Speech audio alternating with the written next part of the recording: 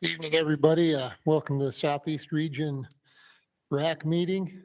I'd like to thank everybody that's here, public. We have almost all of our RAC here, which is good. Appreciate that. Do we need to go through a roll call on the RAC or anything? Members here that are present? Okay, we can do, just go through and everybody, I'll just raise your hand for those watching online so they know who's who. Eric Luke, Scoot Flannery, Sunshine Brosey, Dana Truman, Stephen Duke, Charles Fisher, Todd Thorne is online. Darren Olson is here with us, and Kirk Player is also online. Absent, we're missing Brad Richmond, Joe Sacco, Justin Ivins, and Lynn Sitterud. The RAC procedure tonight will go as follows. We've got the approval of agenda and minutes, then we'll have our updates. And as we go through our action items, we'll go through questions from the RAC, then we'll have questions from the audience, then comments from the audience, and then comments from the RAC before we vote on action items. If anybody in the audience has a comment they would like on any of the agenda items, make sure you fill out a card and bring it up here and give it to Chris ahead of time. Depending upon how many comment cards we get, we may put a time limit on those at the microphone of 3 minutes. But if we don't have too many comments, we'll give you some leeway there. All right, with that, we'll move into approval of the agenda and our minutes from the last meeting. Any discussion on that?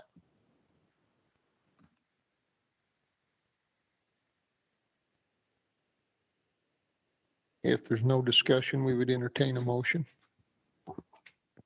I'll make a motion. We approve the minutes and agenda from previous meeting. And I can second it. Okay, we have a motion to approve from Eric Luke and a second by Dana Truman. Any discussion on the motion? We'll just do a raise of hands. All in favor, raise your hand. Any opposed? Motion passes unanimously. Okay, our next item up is the board meeting update. This was from January 4th board meeting. And I'll just go through some of the stuff here, an overview of it. I won't read the entire thing.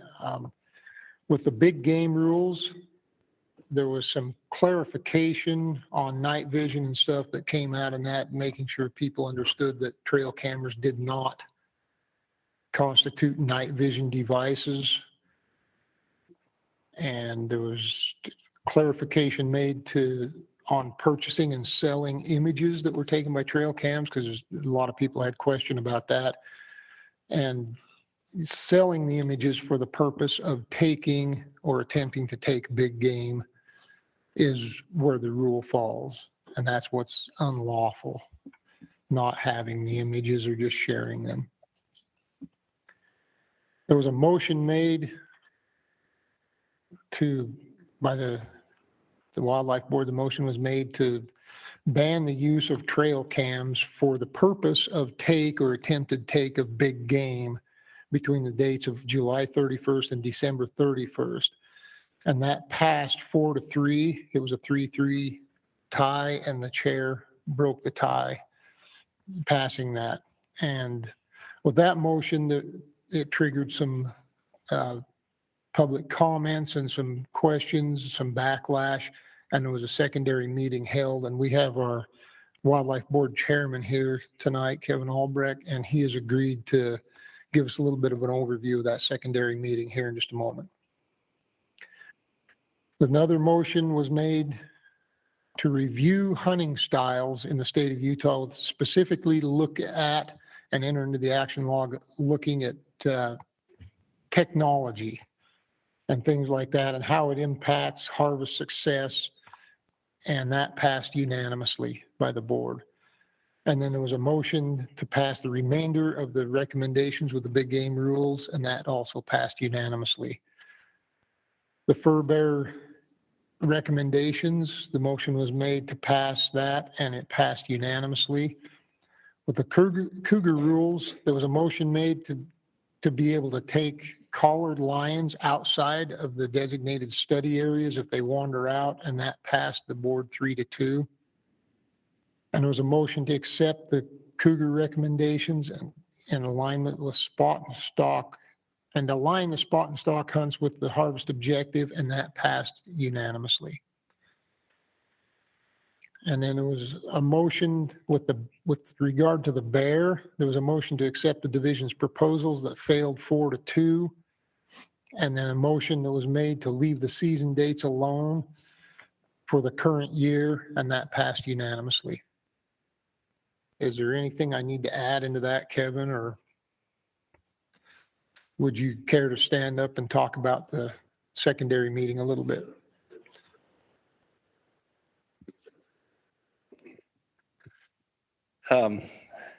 First off, I'd like to just tell all of you, thank you so much for what you do.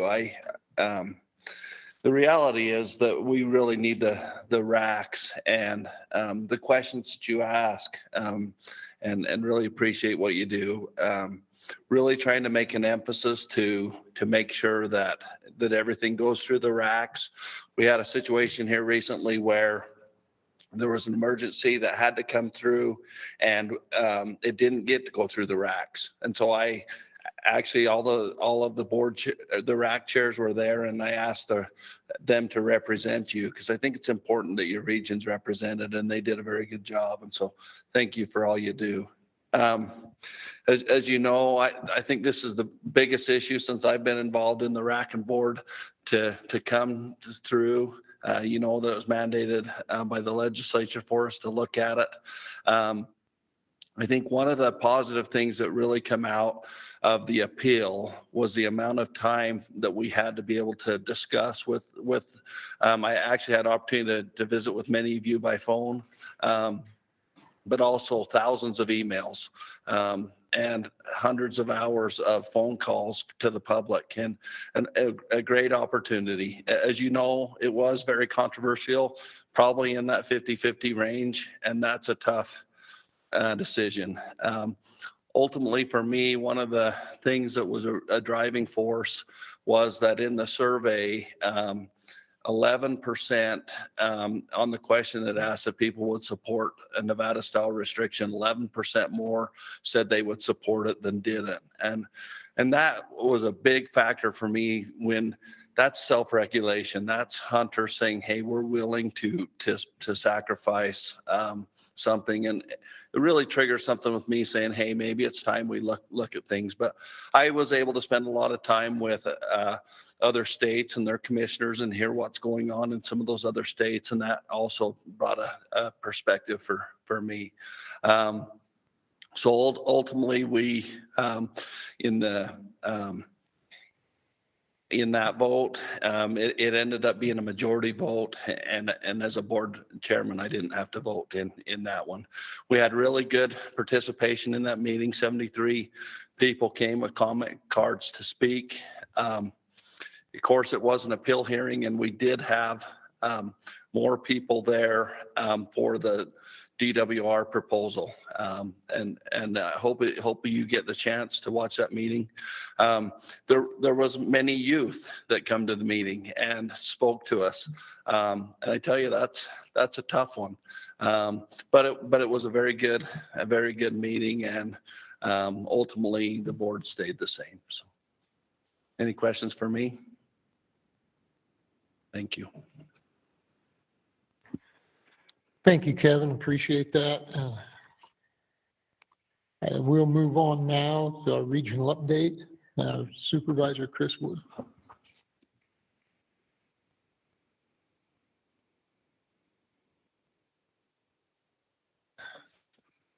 Good evening. Thanks for being here. Thanks for your service. Maybe I'll just add that they also had a wildlife board working meeting on March 31st.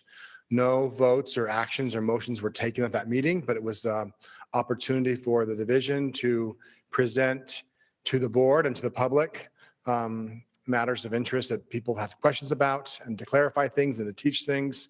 I encourage you. It was a long meeting. It was 7 or 8 hours plus, but it's on YouTube, the Department of Natural Resources YouTube channel. You can go back and watch certain parts of it.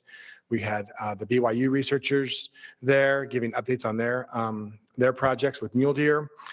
There was updates on technology and the committee that's been formed to address that, elk hunting strategies, our point system, what we're doing for urban deer and transplants and that topic, and then hunter safety and a bunch of other things. So I encourage you to look at that meeting. It was, again, it wasn't a decision-making meeting, but it was a information sharing meeting. It was a really good meeting. Tonight, I'll just give a quick update on what we're doing in our region. So next slide. Yeah, I'll go through each section. Our habitat section is working on restoration projects. Currently, there's a project at Miller Creek in Carbon and Emery County, looking at Tamex removal. And there's also the shingle mill habitat restoration project, which is on the Abajos in San Juan County. And that's mulching pinyon and juniper trees and improving some winter range habitat. Next slide. Our outreach section has some events planned for the upcoming weeks and months. Be aware that we have a fly fishing clinic on April 23rd. We'll have a migratory bird day in Moab on May 14th. And then later on the summer and first part of June, we're going to be hosting a women's shooting clinic. We've had that for several years now. We took a break with COVID, but it's back and we'll be hosting that in Blanding. And there'll be press releases about all these events and information on how to sign up coming out soon. Our law enforcement officers have been really busy. It's shed hunting season, so they're out patrolling, making sure people are staying on roads and not damaging winter ranges. And they're busy doing that. And also some of the lower reservation reservoirs are opening up. Some of the community fisheries are seeing some action. So they're checking anglers. And then one thing I thought I'd mention that you might have seen the press release this week is that on Monday, April 25th, that's Monday, this upcoming Monday, we'll start our Antler and Fur Auction.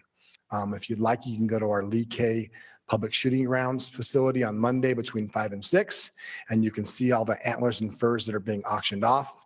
And there's actually then a website you can go on to register on the website and then place bids on these antlers and furs. And these antlers and furs come from poaching incidents that we've collected over the years, roadkill. This is all public resources. And so what we do with this stuff is sell it back to the public. And of course, that money that we receive from the auctions goes into wildlife conservation. Our wildlife section has been busy doing spearing deer classifications. They're counting sage grouse on Lex. They're doing eagle surveys and bird surveys, and then also pronghorn surveys. And our aquatic section, they've been capturing northern pike from Recapture Reservoir in San Juan County as part of our Tiger Muskie program there. We have a gill netting coming up at Schofield the next few weeks. I don't have a date yet, but if you are interested in helping us pull nets and getting some hands-on experience with fish and seeing what that reservoir is doing, it's a good time. We get together on a morning and sort through fish we pulled with the gill nets. Let me know. I can get you the dates and time on that. And then lastly, the aquatic section, they're excited that for the Colorado River to spill over into the wetlands at the Matheson Preserve near Moab.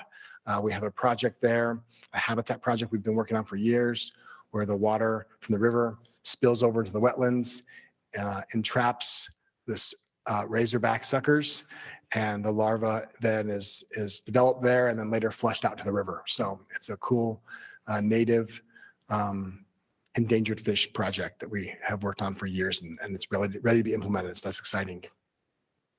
And I think that's all I have. If you have any questions, I can try to answer them, or I have some smart biologists back and that can help me.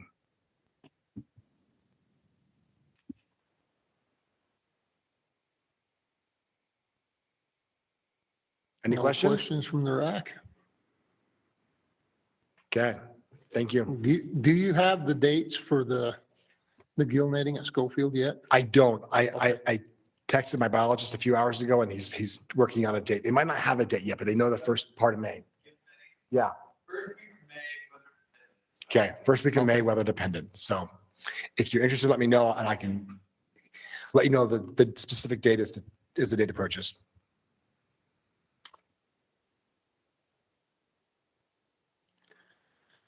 Okay, thank you. All right, with that, we'll move on to our first action item, number 5, buck deer permit recommendations. Do you want to give any updates or anything, Kobe? Are you good? Any kind of an overview? Anybody have any questions for Kobe?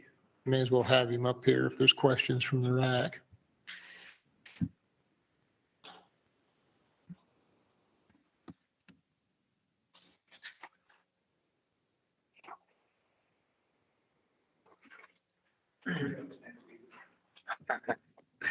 Seriously. No, sorry, Mr. Chair.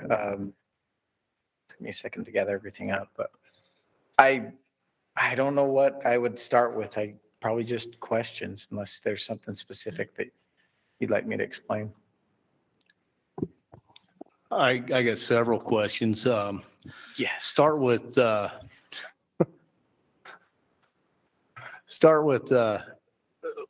in our own region here, and then I've got a few questions concerning some of the other units, but and maybe this question is more for Dustin, but we got a letter today from an individual down on the San Juan with some concerns, and I'm somewhat familiar with the unit, but not real familiar with it. So one of the questions or one of the concerns was with our classifications,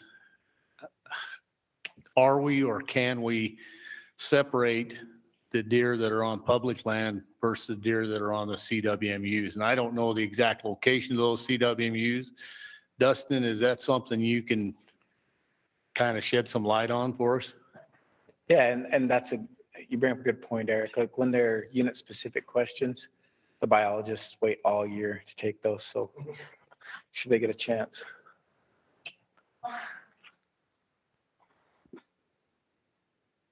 Just Yeah, good question. So when we classify those deer, there is a segment that is between the mountain and winter range, and they're moving through at that time. So they're all integrated there. I do look at those areas that are around the CWMU. So they don't take in any of the CWMU deer. And it's actually either been right on the same as with all those, or it's actually it's been higher off of the CWMU. I know some of the local sportsmen also did their own classification last year, and they actually came with a higher buck to doe ratio than we did from doing theirs. His letter did indicate that they had done that again this year, and it was very similar. So I don't think that was a concern for him. More so, just is there a means or methods, and would it make a difference if that the CWMUs and the private and the public land were separated, or even could be separated? It would be very hard to separate those deer during that time when we're trying to get them. Yep.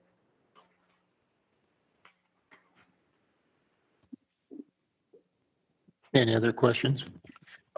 I would add that in the email, he did compliment Dustin and all the work he does. So. I got a question about the tags on the LaSalle's. In your video, you said you were going to do a decline in tags on the LaSalle's, and then you said it had some other things going on there, but you didn't. I don't know what those other things are. So no, that's a really good question. Dustin, come back up. So just so we're aware, and maybe I didn't explain as fully as I could, using the new way that we calculate buck doe ratios after the 2019 plan, looking at adult survival, fawn survival, and then projecting forward based on that fall's fawn doe ratios, what we think fawn survival and adult survival will be. LaSalle's was right on the edge. And so it could have withstood a bigger cut. But the issue that we always battle with on LaSalle's is the long-term health of deer, right? And so of all the units in the state that are CWD positive, that's the one that's shown that it may be, it's the logistical growth curve, right? It may be right on the toe of that. And in talking with our partners in Colorado and Wyoming, that's the scariest place to be, because you come back and you go from having a CWD prevalence of 1-2%, and after you hit 5, it's really hard to slow it down. The number one, probably still the best thing we can do to treat that is to manage the number of prime age bucks in the landscape. And if you keep that buck doe ratio down just a little bit, you're harvesting those. And it might not seem like a really big thing today, but as we talk to our colleagues, especially in Wyoming, where they've surpassed 50% prevalence, at that point, you have a really hard time growing deer. That's what I meant. Dustin, would you have anything to add to that? The only thing that I'd add to it is that our fawn production is pretty low on that range too. I think it's the lowest in the region. Is that right, Gabe? So we've been looking at that for years. It's been low on that, and then survival has been low also. So when we actually modeled that population out, it declined quite a bit, and so it warranted a reduction. Yeah, speaking on chronic wasting disease, looks like you have a new unit, a new hunt for chronic wasting disease. Yeah, a new limited entry buck hunt. Is that something you guys have considered doing in the LaSalle's? I know the LaSalle's have one of the highest rates of chronic wasting disease in Utah, and it shares border with Colorado, which also has a high. Yeah. So to me, that seems like it's. Dustin, have you guys talked about that around the region? So in that plan, the 2019 deer plan, we have an appendix to it that is the chronic wasting disease plan, and it lists several tools, and that's one of the tools. We have discussed it a little bit on the LaSalle's, but would you like to say? We've discussed it, but nothing in the works right now to do something with that. There's some other things, some late season hunts during the rut and that to try to target those mature bucks where it's more prevalent, but nothing in the works right now. I actually don't think it's a bad idea. I think it's something we could look at as a region. One of the things we found in the Northeast region through depredation permits is we actually found a hot spot. And that's why we went and just targeted that hot spot. It's kind of scary because, on the whole South Slope, prevalence is not high, but in that hot spot, we're harvesting several deer a year. I believe, I wish somebody from the Northeast was on, but it was like 9 deer last year we harvested in that little tiny area. So. Yeah, and I mean, based on your chronic wasting disease map you have on your website, seems to be the Pack Creek area has a lot of bucks that are killed every year with chronic wasting disease. And then I know last year, after the season, you guys didn't have a check station anywhere near the LaSalle's, so you probably don't have very good data for that. I'm also just wondering if there's ever going to be some sort of mandatory check for chronic wasting disease so we can really get a number on what's going on, because it does show different numbers across the Colorado, and they're the same deer moving back and forth. Yeah. So the mandatory harvest we also put into this last plan, so we have that option, and it's been really hard to get minimum samples. We're probably going to have to head that direction in order to get a good representation of what we need. It seems like when it first came out, everybody was, and you don't want it to be a scare tactic, but it feels like maybe that's what happened, and everybody was turning in samples. But as time has gone by and folks have become more accustomed to it, the concern has gone down. And regardless of transmission potential, I mean, that obviously is always a concern, transmission potential to humans, which we don't know. It's probably not likely, but we don't know. But it does impact deer health long-term. We do know that, so we can do it now. It's probably a direction that we'll head. I got another question for Dustin. On the San Juan, notice that the fawn survival has been low for a while, like 46% last year, if I'm accurate. And this year it's already down to 45. So this year looks kind of rough. And I know you guys are putting those type of things and looking at those type of things. What's your thoughts on the recruitment, and the increase in tags? Yeah. And so our recruitment it hasn't been too bad. It's been in the 40s and 50s the last couple of years. So our fawn production has been decent for that range anyway over the last couple of years. So we're getting that recruitment. In the survival, it's been, like you said, 45 last year, 45 right now.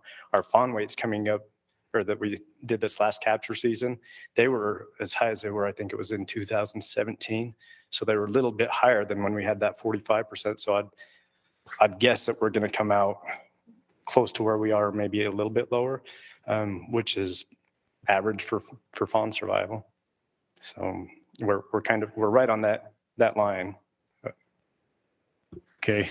I do see that the adult female survival's been really good, Yeah, 91 and above. So that doesn't concern me near as much as maybe the fawn survival. Right.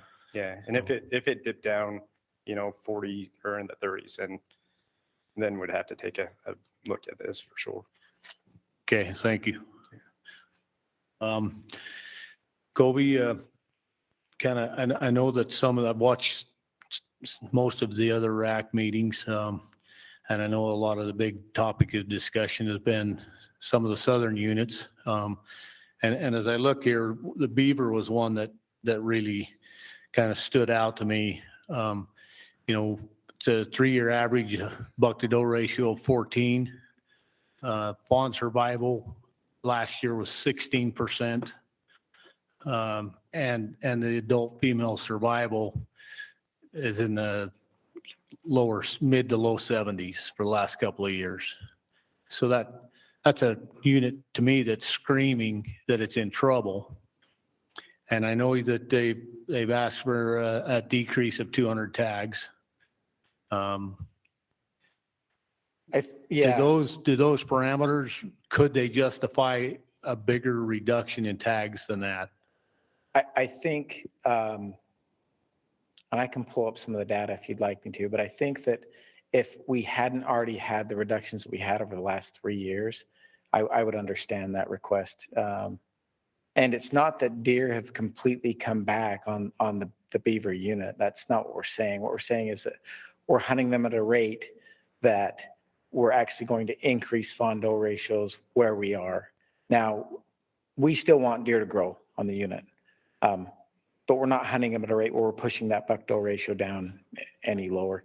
In fact, under the last cut last year, I believe it was to 1,400 permits. Under that cut, we actually have an inflection point in the graph where we're rising. The reason why the biologist, talking with Mike, recommended another slight cut is just to change the trajectory just a little bit and just get them back there a little quicker. With this recommendation, we should come in really, really close to the management objective of 18 to 20 bucks per 100 does on that unit. We still got to grow some deer, but we're maintaining what we've agreed to in the statewide plan. So I'm pretty comfortable with the cut that was recommended by the biologist. Really comfortable. Okay, thanks. As I watched portions of the wildlife working group, wildlife board working group meeting, there was a lot of really good information that was provided in that meeting, and I encourage any of you guys to go back and watch it. It's really long, so I haven't got all the way through it. I've been watching it a little bit here and there, but a lot of good information. And is Kent still online? Kent Kent made some comments in that meeting that I would like to ask him to elaborate on a little bit. And that was, you mentioned, Kent, that in a lot of the areas in the state, we were really set up for growth in the next year, maybe not next year, but the year after even. Could you elaborate on that? Give us that information of why you think that's the case. Sure. It's it.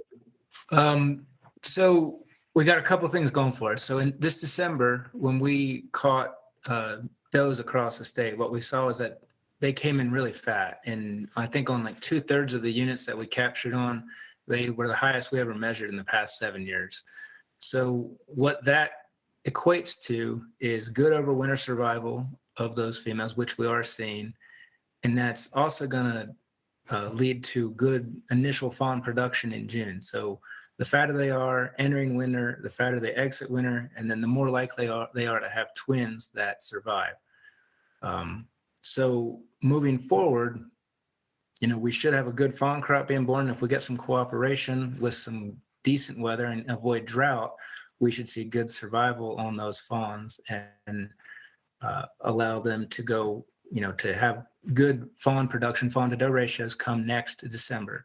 What we saw this past year, due to the drought we had in June when fawns were born, we lost a lot of those fawns early. So even though we got some good summer monsoons, which helped the does, a lot of the fawns had already died and it was too late for them. So our fawn production is pretty low this year, especially like you mentioned on the LaSalle's. We had the lowest, I think, in the state even. I think it was 38. So with that kind of number, we're not set up to see a lot of deer population growth this year because we just don't have that fawn recruitment coming in.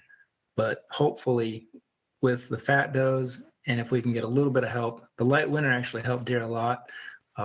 It's not good for reservoirs and some other things, but light winters actually are really good for mule deer survival.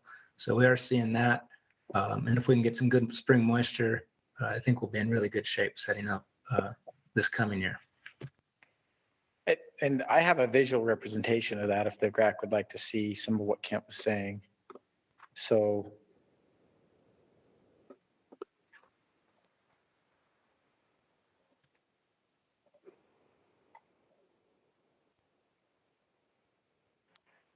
okay, Kent, so this is just statewide.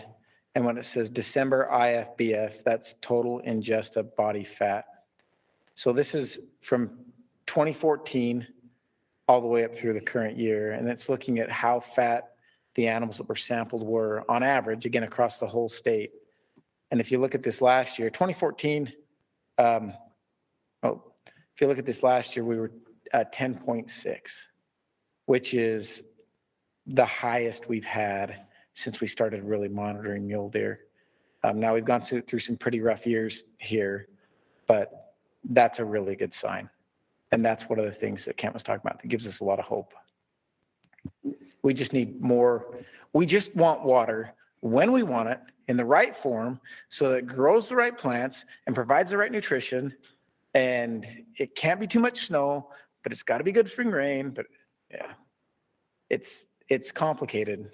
And if it would just work out, everybody'd be a lot happier. So I have a question. Has that score come up? Is that attributable to all the moisture that came last summer? I would say absolutely. Like it has to be attributed. I mean, we had terrific July, monsoon. August. Yeah.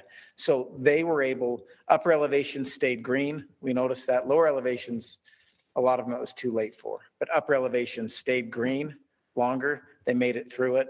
And yeah, that's what puts fat on deer, right? That summer habitat that's still green. You get your aspen tall forb complex and other forbs in the area, and they can put on some weight.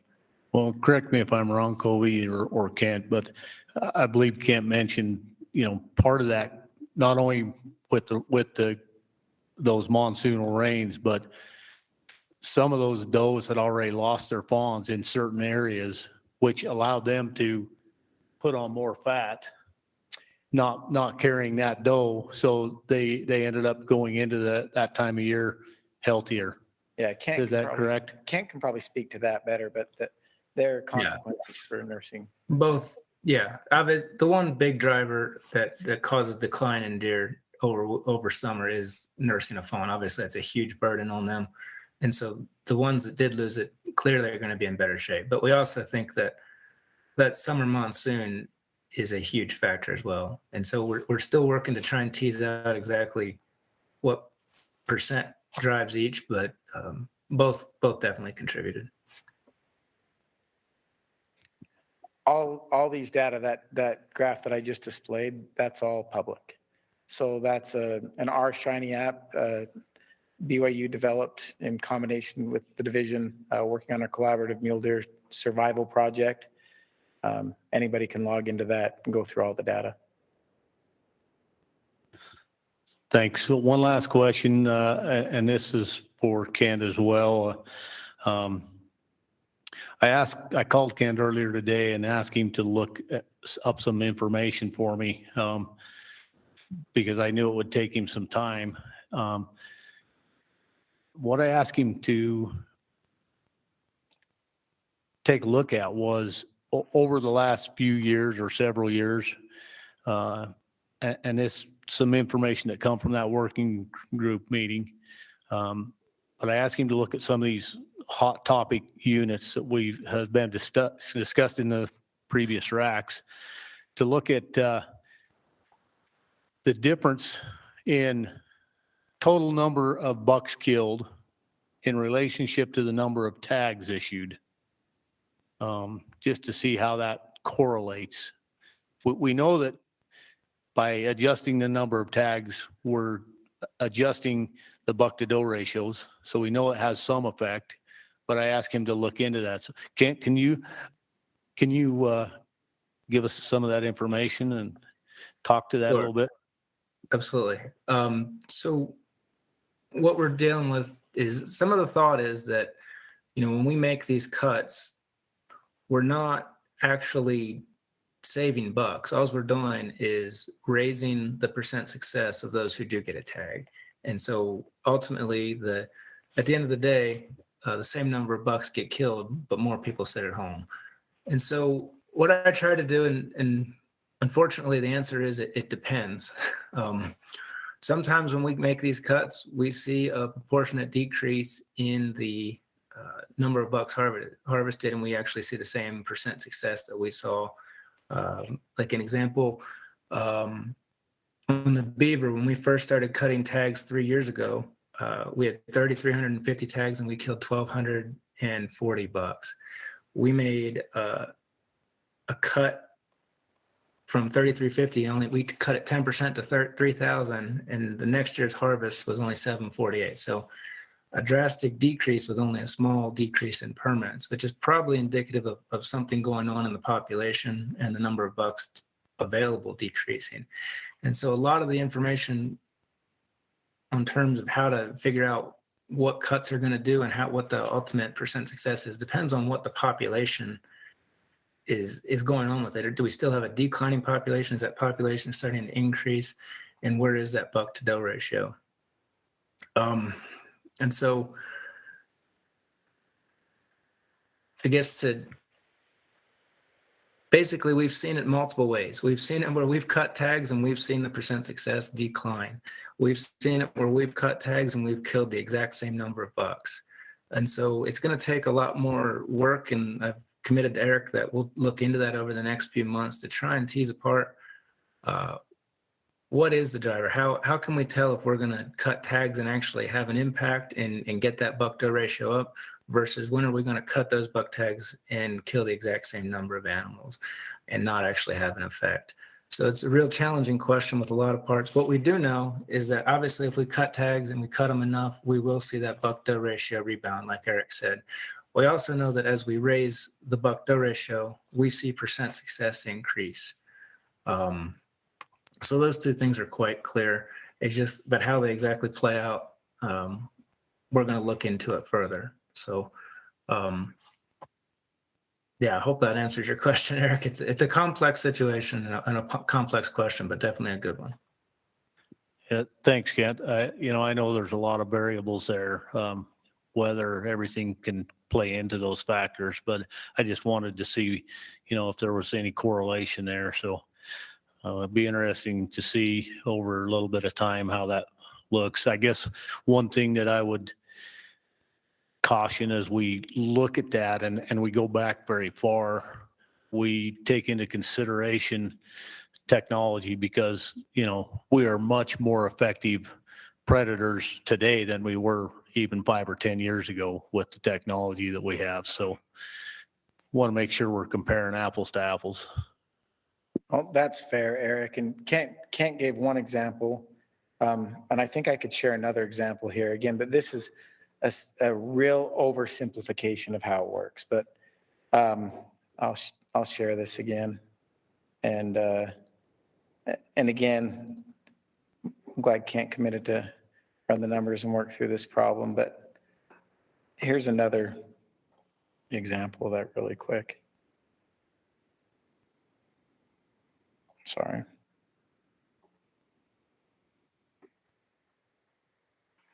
Okay, again, oversimplification of how it works exactly. But if this is the cache, and right now this number here that's highlighted, that is just bucks harvested. That's the number that we're going to focus on for a second, right? So had a hard winter this year, lost a lot of fawns. So the previous year's harvest, I believe that's 6,600 permits. I want to say that's 6,600 permits, 1,900 animals removed, 1,900 bucks removed. Again, with 6,600 permits, 1,100 bucks removed, right? Same number of permits, just less bucks available on the landscape. Bounces back up. The population bounced back up again from this year to this year. And with 6,600 permits, harvested 1,600 animals. It was left at 6,600 permits for one more year, dropped to 1,000 bucks harvested, cut to 5,000 permits the following year, 1,000 bucks harvested, left at 5,000 bucks last year, or 5,000 permits last year. And as the population bounced back up, more yielding bucks in the landscape, percent success increased, 1,500 bucks harvested.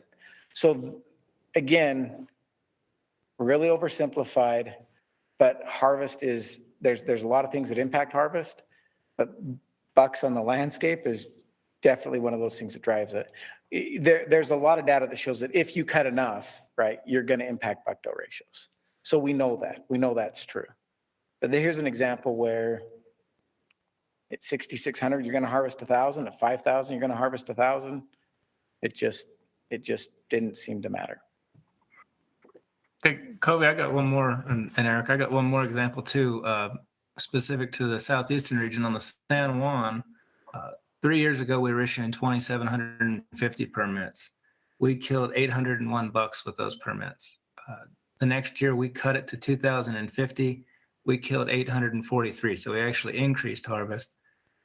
Same number of tags last year, and we were at 800. So 3 years, different numbers of permits, but the same harvest. Now, if we would have issued 700 more tags, the big question would be, what would we have killed more bucks? What would the total harvest have been? That's the tough question we can't answer. But just because you cut tags doesn't necessarily mean you're going to get a decrease in harvest. It just depends. It seems like it depends a lot on what the trajectory of that population is when you make that cut. Thanks, you guys. I have one last question, and this goes back to your comments about being set up for growth. Given the fact that our, particularly the beaver unit, has such a low fawn survival rate last year, I know this year it's looking much better. I believe it's 90, 95 maybe. It's really high this year. We're early, but it's pretty good. What are your thoughts on, and I know I've kind of already asked this, but a further reduction for 1 year versus, just. Yeah, the hardest part about that, Eric, is that it's when you overshoot, it's hard to come back through the public process and ask for a big jump. And on the beaver specifically, I mean, that unit, we're not just at 1,400 permits, but we were at 3,350 permits in 2017. Right, so we've made huge cuts.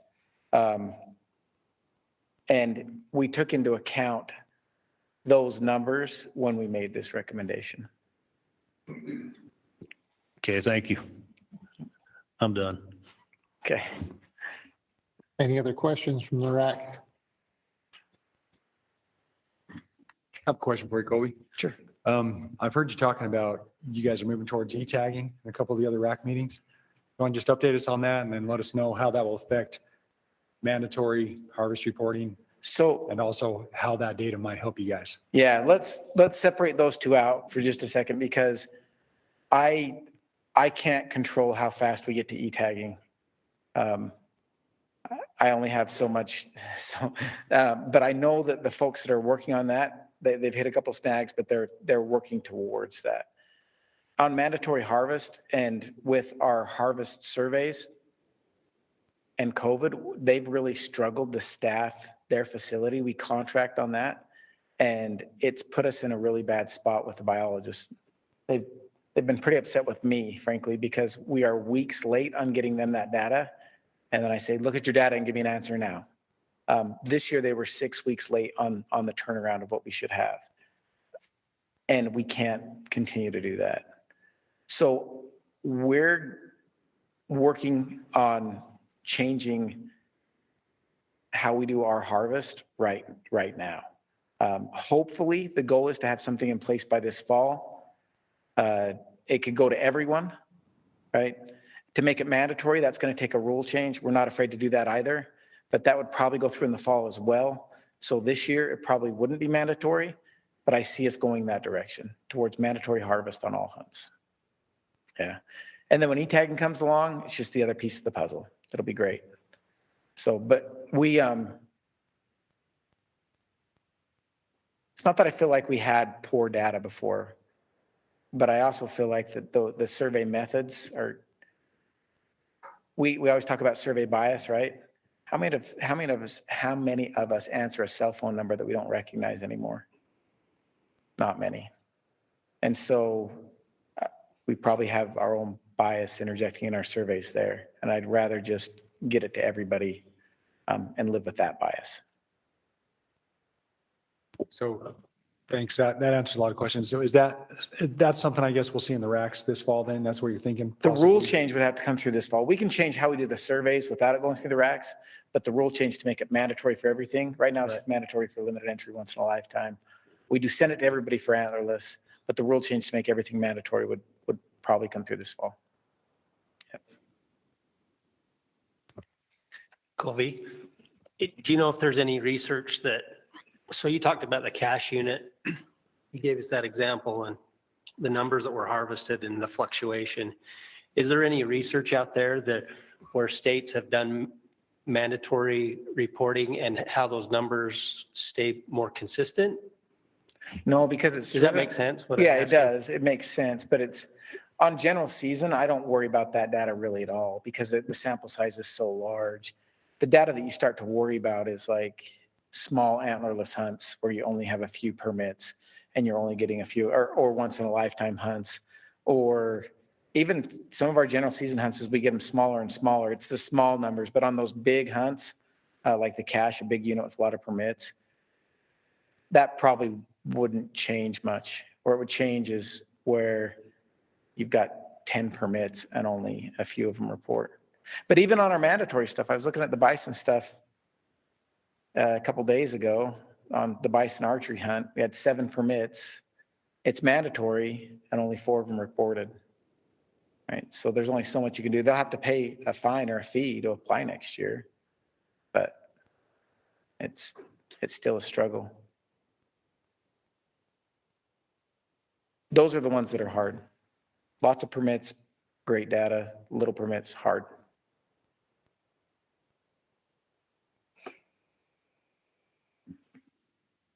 Anybody else?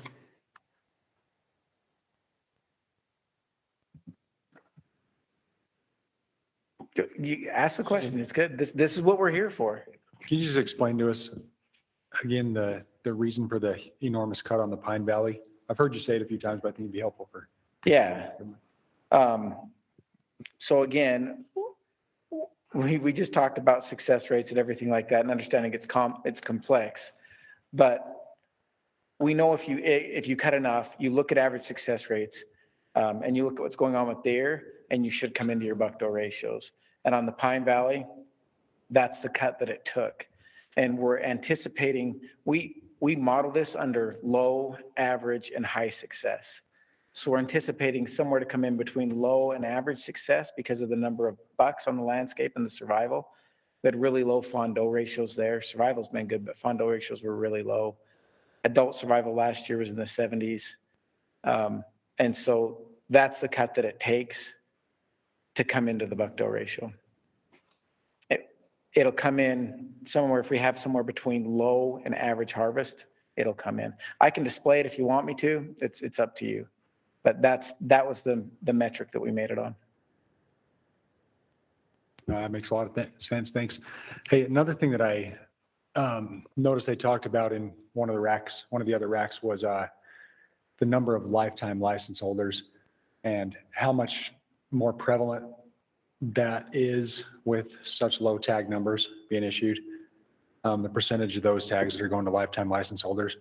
So I don't know if Lindy's on or if you want to take this, but maybe just tell us how many lifetime license holders we have, and then how many of those tags might be in the Pine Valley this year or units like that. So I can repeat what Lindy says. She's the expert, and I don't see her on right now, but I'll try to do my best. So Lindy said last night there's about 4,000 lifetime license holders across the state. And on the Pine Valley, the trend is for about 500 of those to apply for that unit. The Southern Region RAC asked the division to come back and have a discussion about how those are allocated. And Lindy made it very clear that under statute, and when they bought that, what they bought is the right to have a deer tag every year. But at that time, we didn't allocate deer permits by unit, right? So it's a different system completely now. And so the Southern Region asked the division and the Wildlife Board, asked the division to look at how those are allocated and see if there's a more fair way to distribute those across the landscape. And as part of their motion, they asked us to look at a survey as to where those individuals live and what units they like to hunt. So just get some data and come back with possibly a recommendation on a more fair way to distribute those. That's what we've been asked to do. We'll have to wait and see what the board does with that recommendation from the RAC.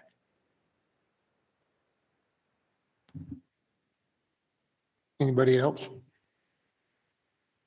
Questions? Do we have any questions from the audience?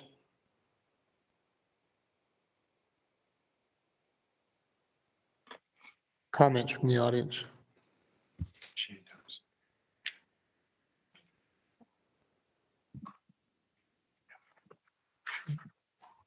Shane Thompson. I'm Shane Thompson with Sportsman for Fish and Wildlife. I don't know. I want to appreciate all you guys' work and effort and the division's efforts as well. It's a huge deal going through all this, and we as a group had a good sit down with the division and kind of went over all the recommendations, and we support the division's recommendations on a few exceptions on some of these units that are still struggling. And the Fillmore general season buck deer, the division's recommending a 200 permit increase to 1,400 permits. And the chapter down there was looking at maybe a 200 permit decrease because of the 3-year average is still below their objective of 18 to 20 bucks per 100 does. It's at 17, so they're looking to get their buck to doe ratios back up down there. The beaver unit is the big one. Well, they're at 14 bucks per 100 O's. And it's at 18 to 20 units. So they're looking to cut tags an additional 400 down to 800 permits. So that's, and the Panguitch Lake general season, then division is recommended a 500 tag increase. Would like to see a slower jump on that and maybe go to half that, 250 permits. It's still below the three-year average as well at 16 bucks per 100 O's. That's a pretty big jump when our three-year average is still low. And the Fillmore Oak Creek, we just want to stay status quo and keep them numbers the same on the Fillmore Oak Creek. Again, appreciate that. A quick question, Kobe, do you have the harvest data for those units by any chance for the Fillmore and those he discussed? I can go through the projection sheets on them if that would be helpful. That might, yeah. Okay. Let's just bring those up and we'll start with, Do we have any other audience comments while he's doing that? Okay. While he's bringing that up, we can have Chris Wood go through the online comments. Yeah, all of you received the online comments, but maybe I'll just summarize what you received already, and hopefully you've had the opportunity to see the data and review the comments. 9% we had 11 responses for this agenda item, buck deer permit recommendations.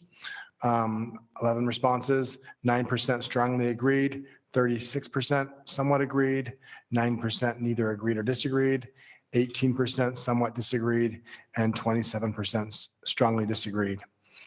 Some of the comments were to hold off on the increases on the San Juan unit. Two people said to cut tags on the Manti because the unit needs some help. They asked us to adjust permit numbers based off of the three-year average, not an annual number. Create a 3-point or better general season unit to allow the herd to grow. Consider quality and management. They're seeing fewer bucks over a year old on the winter range. Shorten the archery season. Two people said they're seeing too much wounding loss. They asked, why do we discuss buck to doe ratios for deer instead of using an age class objective on a unit?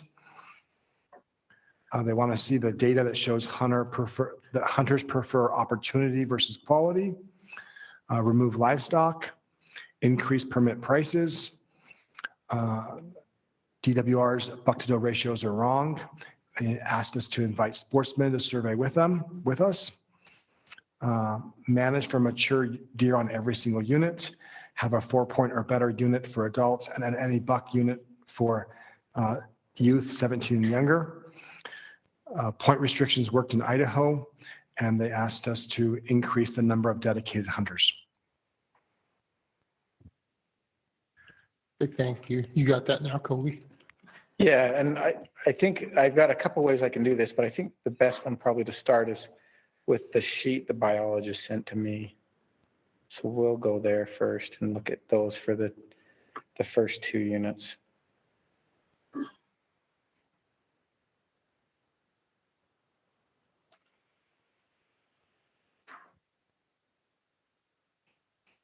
Okay. Let's look at the beaver first. We'll start with the beaver. So as mentioned before, this is hard to see. Do I need to make it bigger, Mike? I can do that.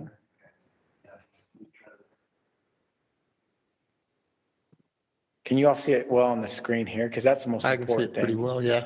Yeah. Okay, if you can see it well on the screen in front of you. Let's see, I'll try this, just see if it will.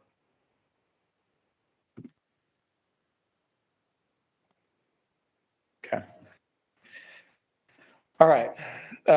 So the reason why Mike is making this recommendation is just to get there more quickly, to hopefully get within the range this year. If you look overall, so this is the beaver unit. As I mentioned before, in 2017, they were at 3,500 permits. They've steadily cut permits since then. And this last year, you can see at 13.2, so that was not this year, but the previous year, that's the inflection point. So at this level of permits, they know they're trending back up. And this is using the survival that they have and the recruitment that they have. So at the current population level with the survival and recruitment, they went from 13.2 to almost 15 in 1 year. And that's why Mike's just recommending a small cut to get back to 18 this next year. So this is a 10 permit cut.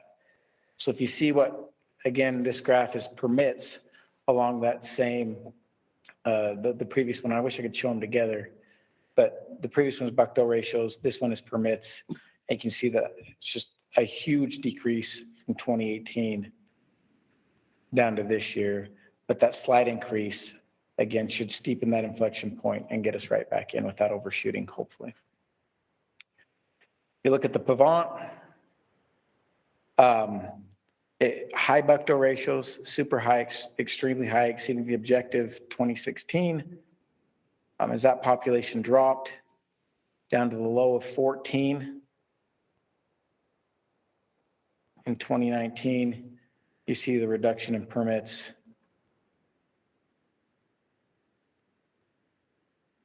And you see it come up to 19 and stabilize. There's just a little bit of opportunity to be offered there and stay within that. And I know sometimes we hear from those that want quality. And when we're talking about general season units, like we all want more deer, right? But also you can hunt this a little harder, stay within the management plan and offer 200 people a permit instead of sitting at home. And that's important to a lot of people.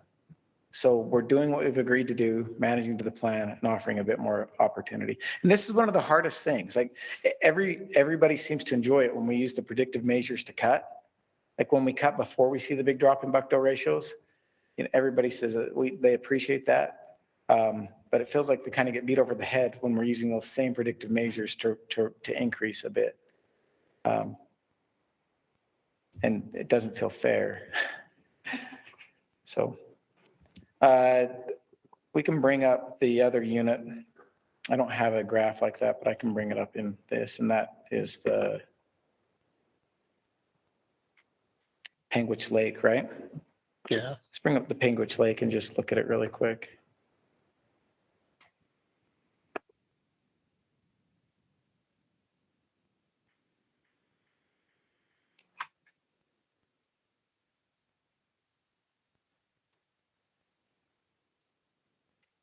I just have a comment while you're bringing this up. I think it's really helpful to see that data. And I know we already have a big rack packet, but it might be helpful to include a little more data on some of the units, you know, that when it doesn't look like a clear reason for the changes, like such as a San Juan, it's like, wait, that's declining. Why are we increasing? So if we had the data, I think it would help us. Yeah, and I think that's one of the things we're trying to do is be more transparent. We're trying to provide data at a level that everyone can consume it too. And I think if we can get it in the right format, it'd be a great thing. Like that's what we want to do is share as much data as we can with RAC members and the public. So in this,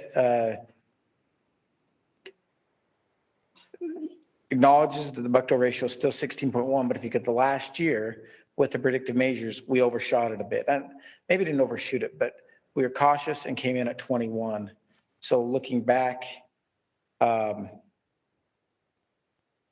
here's the predictive measures of the population estimate, adult doe survival. This is definitely under predicting what we're actually going to see. We're low 90s to mid 90s in most of our units right now.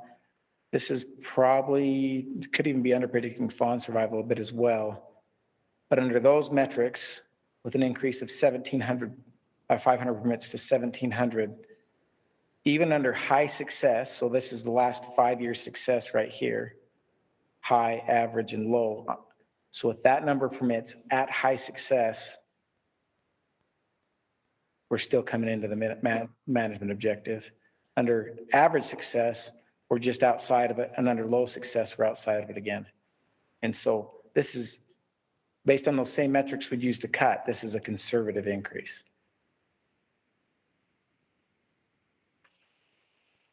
Okay. Does that help, or any other questions on those? That does, that helps to understand the increase there a little bit. I appreciate that. Thank you, Kobe. Do we have any comments from the RAC? I just want to commend the division for the transparency. You know, we just looked at the model they used to come up with these recommendations. 5-10 years ago, we never saw that information. So I think, you know, the transparency that Kobe mentioned is,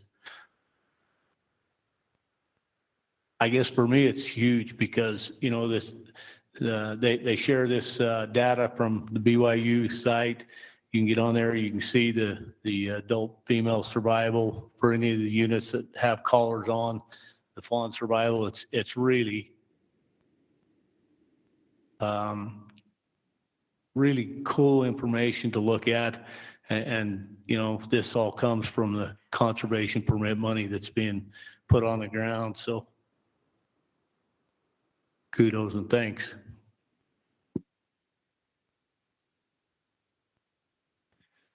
Any other comments from the RAC?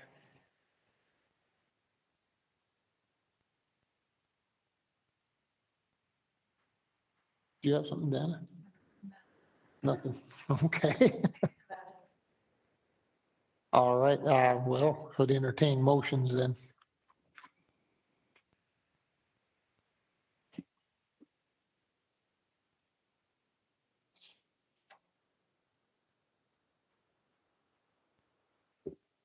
I'd like to make a motion. I move that we approve the recommendations of the division as presented. Okay. Have a motion? I'll second that.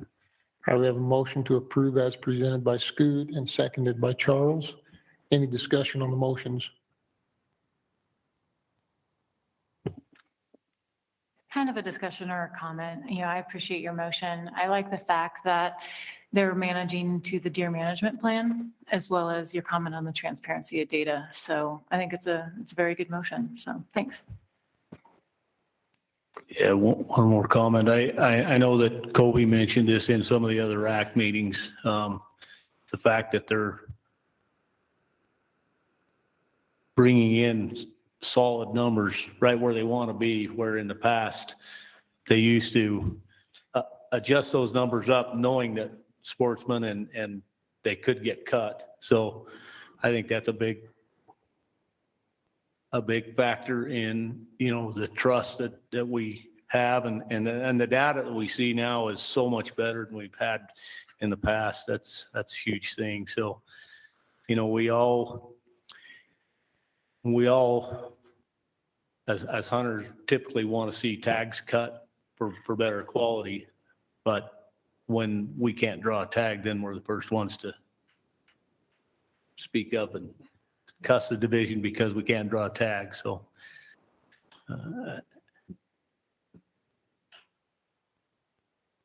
Any other discussion on the motion? Pretty straightforward motion. We'll just go by, all right, all in favor, say aye. Aye. Any opposed? Motion passes unanimously. Thanks, everybody. Hey, I'd Ken, like before to we move on comment from on the divisions. before we move on from the topic, can we bring up one more thing? I think this is Yeah. probably the most fitting time to talk about it. Along with the lifetime license holders, I'd like to just, I think that there's some merit in what the Southern RAC did in asking the division to look into that and see how those are allocated. I mean, years ago, Blanding City got a brand new pool, and if I had a lifetime pass for the old one, I'm not sure that would also go for the new pool. It's a completely different ballgame nowadays. And so I really think that that needs to be looked at on how those are allocated. I mean, when we're talking that 500 of 1,200 tags are already going to be spoken for because of something that was done in the 90s to, I guess, bolster the pocketbook of the division at the time. I'm not sure why that was done. It's crazy to think about now. Maybe back then it wasn't, you know? But I think that it's something that needs to be looked at because it's definitely a lot more noticeable part of chipping into opportunity for people that are applying for tags. Yeah, I agree with that. I think it is something that does need to be looked at, and that was actually part of what I was going to comment on as well. So, thank you. I guess we don't need to vote on that per se. We can just say that the Southeast RAC joins with the Southern RAC in asking the division to look into that, and the board, and I will bring it up at the Wildlife Board meeting as well. Okay. And they did a motion. I don't know if it's necessary or not, but it's up to you guys. If you'd like to do that, if that creates comfort in the RAC and that's something you want to do, we can go ahead and do that. We'll entertain that motion if you want to make that motion, Scoot. sure. I'd like to move that we ask the Wildlife Board to investigate the distribution or the allocation of lifetime license permits. And I'm not even sure if I use the right wording, but hopefully they get the idea. What do you got there, Chris? Can you go with that? The motion is to ask the Wildlife Board to investigate the distribution of lifetime licenses. You good with that? Okay, we have a motion. Do we have a second? I'll second. Motion by Scoot to have the Wildlife Board investigate the distribution and allocation of lifetime licenses for deer, seconded by Dana. Any discussion on the motion? Yeah, is this motion just to investigate? It's not to look to make any changes? Those sportsmen that did buy lifetime tags bought them with the idea they would have a lifetime tag. So I think it would be in bad taste to go back on that promise the DWR made to them at that time. Again, I don't one know thing I don't know the full history. Was the state still under, I mean, when you bought a deer tag back then, when those were given out, was it still under one statewide unit? Yes, what it was when those were on sale, and I believe, I'm not 100% positive when that ended. I believe it was in 1991 was when it ended, 90 or 91 when I that, think 94 is when the last of them were the sold. last one? Okay, it was early 90s. I remembered that much. So what that was, deer licenses at that point in time were sold unlimited over the counter statewide. And what it was it was $500 to buy a lifetime license, and you could buy it.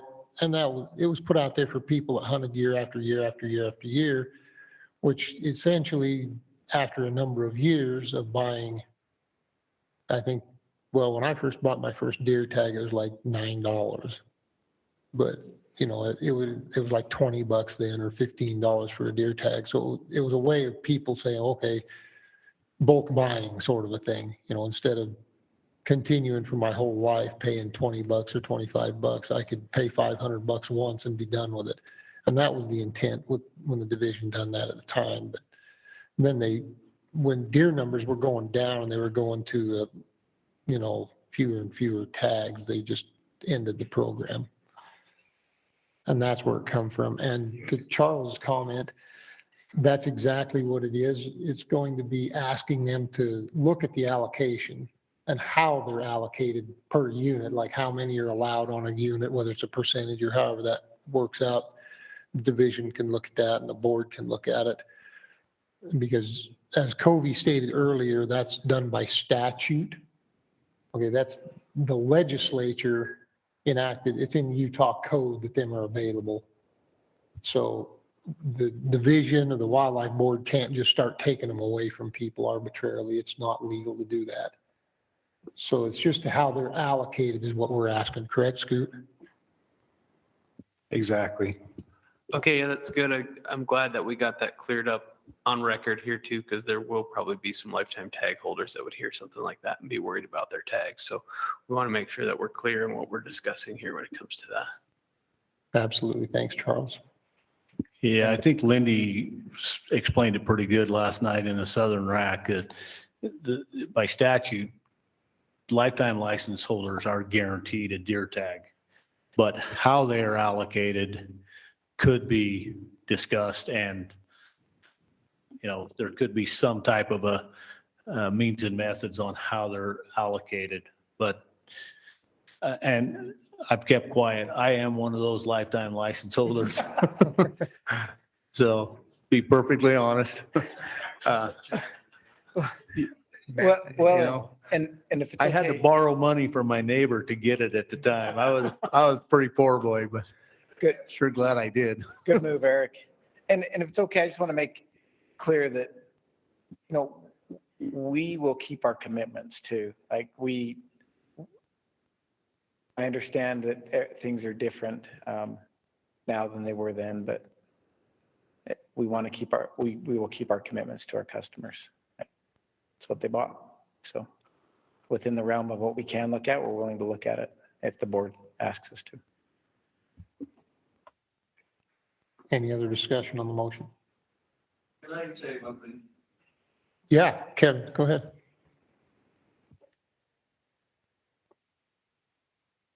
I think it's really good discussion, and I think it's valid to have concerns when that many tags from one unit go that way. With the discussion from the southern region, I've spent some time in the statute trying to understand what it says. And I think, so you guys know, this will go to the board and most likely go to the attorney's office and have them look at it. But I just wanted to bring up what it says. It says each year, a lifetime licensee is entitled to receive without charge a permit and a tag of a lifetime licensee's choice for one of the following general season deer hunts. So that question is, what does that choice mean? Because at the time, it was different. And now we have these units. And so I just want to bring that up because will be the question that the board will have to answer. But most likely attorneys will answer for the board is, what does that mean, the choice? So thank you. Thank you, Kevin. Any other discussion? It will proceed to the vote. All in favor? Aye. Any opposed? Motion passes unanimously. And then one other thing I'd like to bring up and commend the division with the data they're collecting and the way they're presenting it and the hard work that they're putting in, the biologists. It's making these meetings go a lot easier. I mean, we're here, we have a lot of information, a lot of data that it's presented to us. The studies are put online for us to look at. So we don't have to really hash a lot of stuff out in these meetings. And I certainly appreciate that. And there's a lot of work that goes into it. And I'd like to thank the division for that.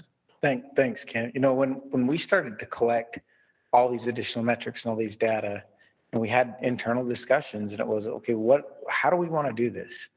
And the decision that was made then by all of us, the conglomerate in the room, is, no, if we're going to fight, let's have fights and arguments or passionate discussions over the data.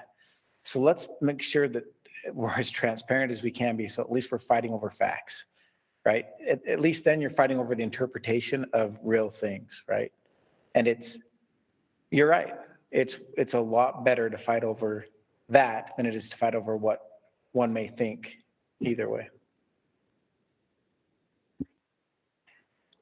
Okay, with that, we'll move on to the bull elk and buck pronghorn permit recommendations.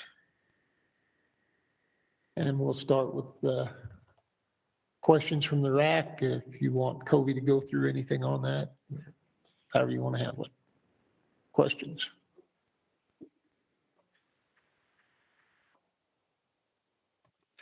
I have a question. So I thought of this during the deer portion, and it would be applicable here too.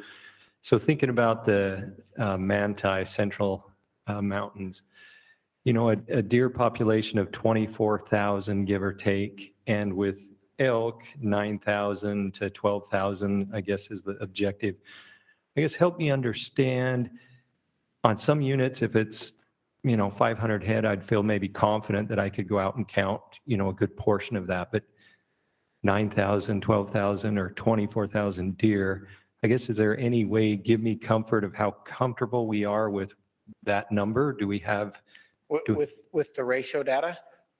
I know it's based on models, but I mean, how confident are we to know there is? With deer, elk.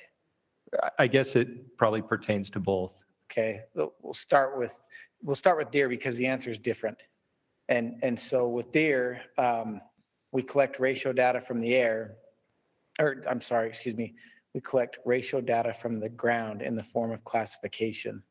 And then with that ratio data, we look back as to what survival is or survival was. And then we look at harvest, and it's a back calculation. With the collars we have on the ground now and the time that we've spent with the same model, I feel really comfortable with it. Now, is there exactly that many deer? No, but it does a really good job at detecting those trends up and down, and it's probably pretty darn close. And a lot of times with deer, if you've got those accurate numbers of, if you know what your fawn-doe ratios are, you know what your survival is on fawns, that's what's coming in. You know what your survival is on adults, what carries over. You know what your harvest was, what you took out. And then you know those ratios, you get that ratio data. It's pretty easy, even on the back of a napkin, to get pretty darn close. And then the models just help you true that a little more. They always, where the biology comes in is that the biology models tend to want to go with averages. They penalize you for going away from averages, right? So where the biology comes in is when they say, no, we're not going to go with constant adult survival because this loss in adults, the 77%, this was real. I saw it on the landscape. And so that's where the biologist comes in and corrects the model and says, no, we're not going to push towards average. We'll take the penalty. This was real. So those numbers are good. Modeling elk has been really hard, frankly. We're being honest. We're talking about modeling elk has been really hard, and it depends on the unit. Some units model really well and consistent. Other units on elk, we've struggled to model. That's why we fly them every 3 years. And so sometimes you'll see some changes in elk populations, either up or down, and that's on years when we have a flight and correct that model. The goal is to get up in the air every 3 years and do that flight. We have to have good snow conditions, or else we just waste a lot of money and time in the air. And when we have good snow conditions, we get a good flight, we have good sightability. Manti was this year, right? Next winter, sorry. Manti is next winter, excuse me. So we'll true that again. But as far as bull permits goes, a lot of bulls on the landscape above where we need to be. There's opportunity to harvest more elk there. And the models will true, and then we'll correct that model with the flight when we fly. We're working to put out more collars on elk. It's not adult survival. It doesn't seem to matter where we monitor adult survival on elk. It's 92 to 96% is high. It never fluctuates. It's very consistent, like 94, 95% being average. Adult elk just live, regardless of their condition. With the Book Cliff study and the work we've done out there, it's probably more influenced by pregnancy rates or cows being in good enough body condition, young enough, good enough body condition to come into estrus, right? And if they're not in good enough body condition, they don't get pregnant. They don't even come into estrus. So that's probably the hardest thing and what we may have been missing with elk. It could be migration, leaving or coming to the unit. When you apply pressure to elk, you can change elk numbers on a unit by not over harvesting, but by applying pressure under the right system. They will leave that mountain and go to another mountain if it's close enough. And so it's complicated. When we get the collars out, we will have real data on pregnancy. And then we've done this with deer, but on 2-hour intervals, then you can create, you know when they give birth, right? So we can just use the collar data. So pregnancy rates and collar data, and then create an algorithm that will tell us what date they gave birth on with that collar data. And it's pretty darn accurate. So this next year, we plan on putting out a lot of elk collars and starting to nail that down on different units. And that will help us model better in between years. So we're working on getting better data. Long answer. Does that help? Yep. Is Kent on? Is there anything I missed, Kent? No, I think you nailed it. Okay. I have a question. I know there's a couple of units where our bull cow ratio is extremely high, like 1-to-1. What does that mean for the health of the herd and moving forward? So, and I think looking at how we got there is probably really important. One is these units are usually the extremely high age objectives. Usually the top we manage for is 7.5 to 8. And we're trying to meet the population objective through antlerless harvest. So we apply pressure to antlerless harvest cows. At the same time, we're managing those bulls for that age objectives, and we start to build bulls.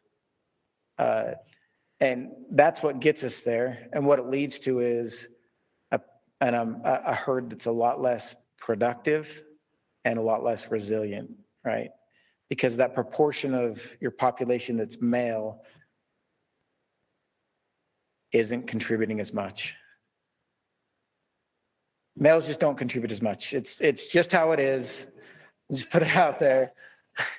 So they don't. In elk, you actually need a very, very low number of males on the landscape to impregnate all the females. It's lower than it is for deer.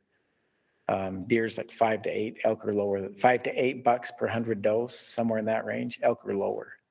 So that 1-to-1 ratio leads to frankly, a herd that's not nearly as healthy as it could be. You could even say unhealthy. Is there any data that would kind of predict what those units, if we continue where we're at, what those units would turn into, or what that looks like, a few years down the road? Well, we have experience with it. The San Juan was there. How many years ago, Guy? It's been quite a while ago now, but it got there. It just, yeah. What it leads to is it makes it really, really hard to manage for that high-end quality that we're trying to manage for, because we're not pumping out the number of calves that we could be. Right? And then we have a ton of bulls on the landscape that are using the resource, that use that resource heavier. And the great reset, or whatever you want to call it, if you could harvest those bulls and provide that opportunity, you would create a more productive herd, fewer elk overall, but you push that back down. And then if there's any kind of competition or anything, it's gone, and you start to grow again. This partially comes because I still think age objective is the best way to manage bull elk, but there's possibly another metric that could be used that evaluates these types of scenarios and may have additional male harvest when we hit something like this. And that's probably what we need to look at. We're working on the statewide elk plan right now, had our first meeting, and we probably need to try to address this. Thanks, Joey. That would have been a comment in the comment period. I know that the elk committee is convening, so it's not something I feel like we need to make a motion or anything on. I know Southern RAC actually made a motion and increased a bunch of tags, but yeah, I guess it would just be asked that the elk committee does take a look at that and see if there's something that, I don't want to see those units tank because of things like that. So yeah, Yeah.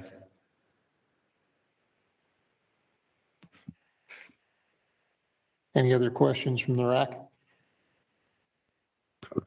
Yeah, I got one quick question. I'm looking at the numbers on the presentation and the chart and just in terms of transparency, I hope I'm understanding this right. The suggestions of like the number of permits, that is public permits, right? Those are public draw permits. Public draw permits. Yeah. So my question, have you considered not only having a column of public draw permits, but also of auction permits? Expo permits, we have, and we've tried that. And what happens is everybody gets really confused. So instead of doing that, what we did is we put it on the website. So the current year's conservation permits for every unit are on the website with those numbers. And we provide the data, we just keep them separate so that they don't get confused. Now, in full transparency, again, when we say public draw, the way that the Expo rule is written, Expo permits are not in addition to. Conservation permits were approved and they're there. It's not going to deduct from any of these. We account for them when we make the recommendation because we look at overall harvest.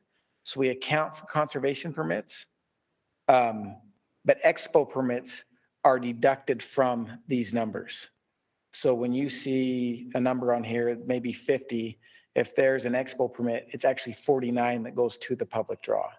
And that's because the way the Expo rule's written, it says that the way the public wanted it written, it says that those permits cannot be in addition to. And it's considered another form of public draw, just a different public draw. So that's the rationale. But there aren't any more than this going. Conservation permits are not deducted from this. Expo would be technically deducted from this. And it's all available on the website. And I can get you this place where it is. No, I appreciate you saying that. I looked at it more honestly when you look at the once in a lifetime stuff rather than, here asking for four sheep. And I'm asking the question, well, if there's only we're only harvesting 4 sheep, is there 2 other tags that are two other rams that are going to be harvested? That's a big percentage. That's why I'm asking the question. That's a really fair point. So every permit would be accounted for. The one that's the ones that are the wild card would be the 2 statewide permits per species. And those, you don't know where to put them because you don't know where they're going to end up. You can guess based on what you saw at the auction who bought it. But they're harder. And if they do have a conservation permit, we account for that when we recommend to the plan as a permit.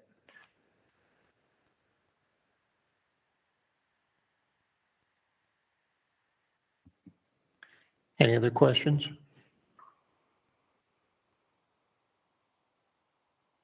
Questions from the audience?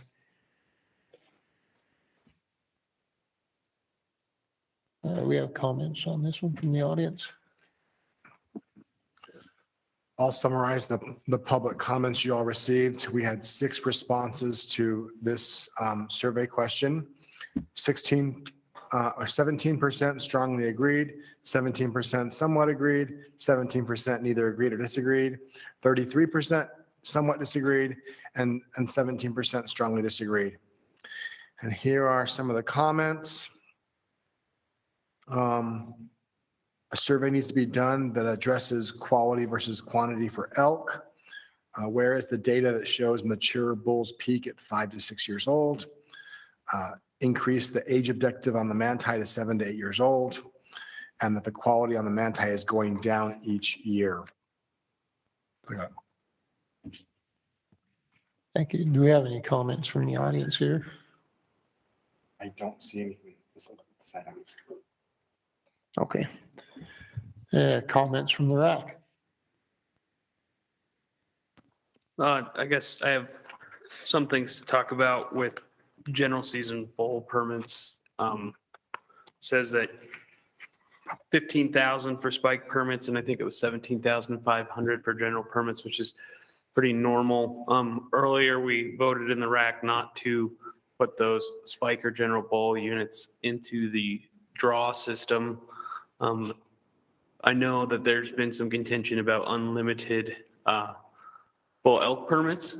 Is that something we're thinking about going back to now that we haven't put that into the draw? That way people can buy them over the counter. You want me to answer that, Kobe, or you don't want to do it? Well, it was really weird that when we took it through, it was a terrible idea. And the next time we took it through a draw, it didn't seem that bad because the public came back to us and the racks came back to us and said, how about we just go unlimited instead? And a lot of the racks voted that way. So general season demand in elk will definitely be addressed by the elk committee. Is there something you'd add to that, Ken? That's what I was going to say. There's a lot of things already on the table. We've had one meeting and a lot of stuff like that, demand versus quality, opportunity, all that. It's all getting addressed, and hopefully we come up with something. While we're on that subject, I'm on the elk committee. I'm the one representing the Southeast region. Well, actually, there's two of us, myself and Tricia Hedin. So reach out to us. Our emails and stuff are on the website. The division has made that public knowledge. If you have ideas, thoughts, concerns, make sure you reach out to the members of the elk committee and do it soon, because we've had one meeting, we'll be meeting, and it's September 30th, we have to be done and have something put forth for the RAC process. So anybody that feels like they need to, if you have ideas, concerns, questions, by all means, reach out and make sure that gets heard, because we're there, each of us, there's a number of us, and we're there to represent you, the hunters and the sportsmen in the state, and even those who are not hunters and sportsmen, those who are here to represent everyone. And then we need to hear your concerns. And that helps us make the best decision possible. Any other comments from the RAC?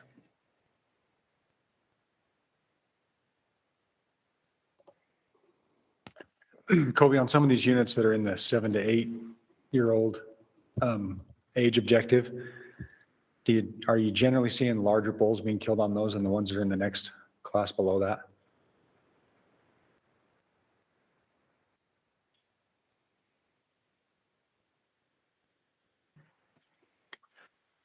On average, in those top tier units, there are more bulls to sort through, which means that on average, you have the potential to have a larger bull there. That's a really like nothing sandwich answer, but we do have a lot of data. We have the measurements from the units. I just don't have it in front of me right here. I could pull it and get it to you. Yeah, just whenever. Yeah. I guess the reason behind that question is if they're peaking at a younger age, then is the purpose for the higher age objective just to have less hunters in the field? I mean, if it's not necessarily larger bulls, you know? Yeah, so it's a really good point. So at 6, they're going to be really close to their peak, right? And I'm looking for the paper because somebody in the comment asked that. It was a paper they published out of BYU about antler growth, which deer like 96% of what they'll ever be at 4 years old on average, speaking in terms of averages. Deer are 96% of what they'll ever be at 4 years old. Elk are also 90-something% of what they'll ever be at 6 years old. And then on average after that, they're there, right? They may, and everybody talks about the animal that blew up from 7 to 8 or 8 to 9 and then regressed. And based on that year's nutrition, that could definitely happen. Through the collar study, we found some really crazy things, even antler configuration. When we've collared bucks and gone from a wet year to a drought year, you know, you've always heard folks say, I picked up these sheds every year. I know it's the same buck. And I used to think probably right, same area, same buck. Maybe now we've seen bucks go from big, heavy 4s to willowy 3s in a year based on nutrition. Same buck. one year. Same buck, same collar, have photos of that buck. And they change not only in size, but in antler configuration. Crazy.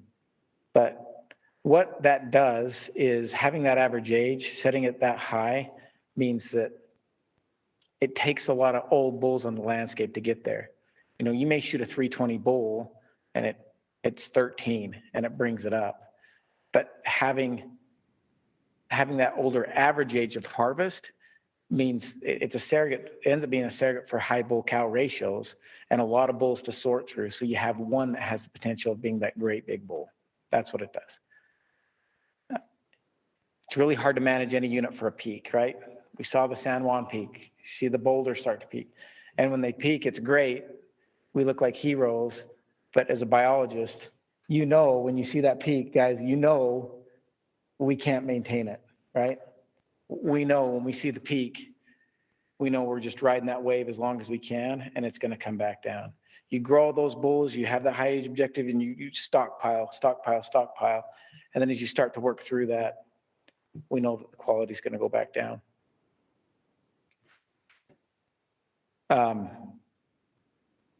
When your average age of harvest is like the Manti, 5.5 to 6, a lot of good bulls on that unit. If I hear people say there aren't good bulls on the Manti, I don't think they're hunting very hard on the Manti. That's my backyard, right? Everybody has a backyard. That's my backyard. I know what the quality of elk looks like on the Manti. I've spent a lot of days on the Manti glassing elk, right? And but there's still folks that are killing pretty young bulls, and that keeps that average age at that 5.5 to 6. So to get that to a 7.5 to 8, you'd have to harvest way, way back. And that would put a ton of bulls on the landscape, more of a chance for a really big bull. Anyway. Scoot, I'll get you those data. We have it broken out. I can get you those data.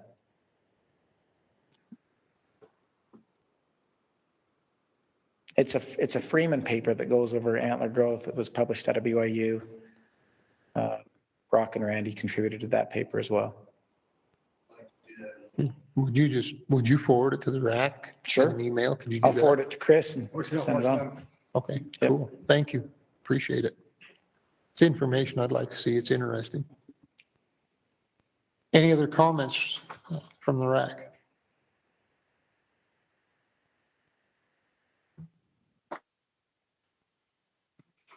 You're quiet tonight, Kirk.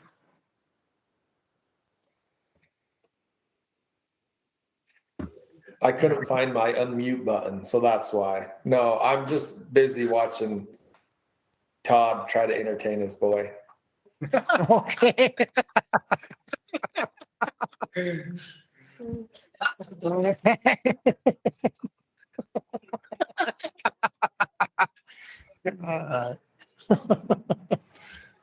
That's one of 5, so we'll try to keep the rest out. That's cool, Todd. Well done, man. If there are no more comments, I would entertain a motion.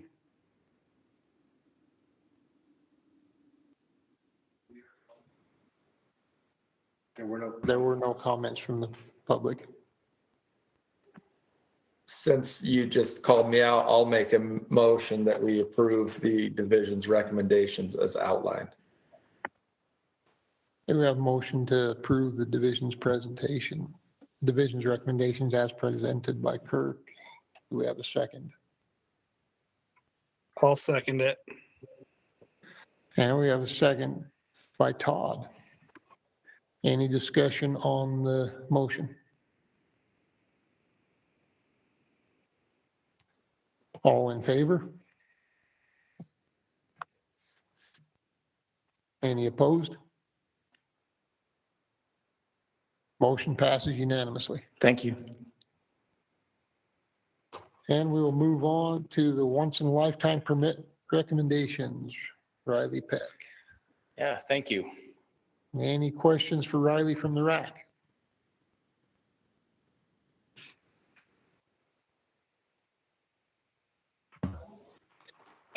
Did we look a lot better on the San Rafael South? We had a pretty decent increase, so I'm guessing the flights looked a lot better. Just curious on that one. Sorry, for desert bighorn.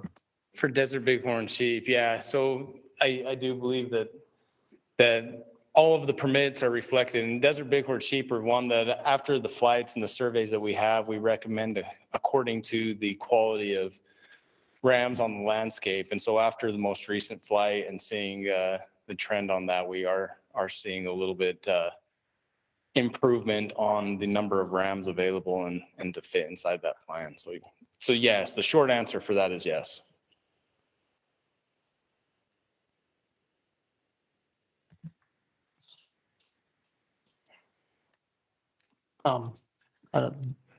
We're only 1 year in, but I have a question.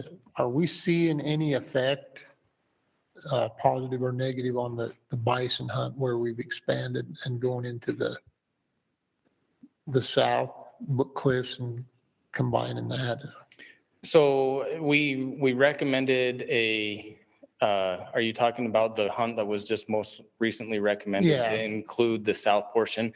That'll be going into that this year. This is the That's first the only- recommendation process Okay, that's for right. those permits. And so we're optimistic. We're excited for what that would bring, but we'll better be able to answer that question next year after we've had a chance to Okay. hunt that. So Yeah, I had that in my brain, but that's not the question Yeah, I I mean, wanted to ask. we I wanted to ask- recommend the hunt in the fall, and then now's Yeah. the recommendation for the permits to populate that hunt. And so, yeah, we'll better be able to answer that, but we are optimistic that it's going to do great things.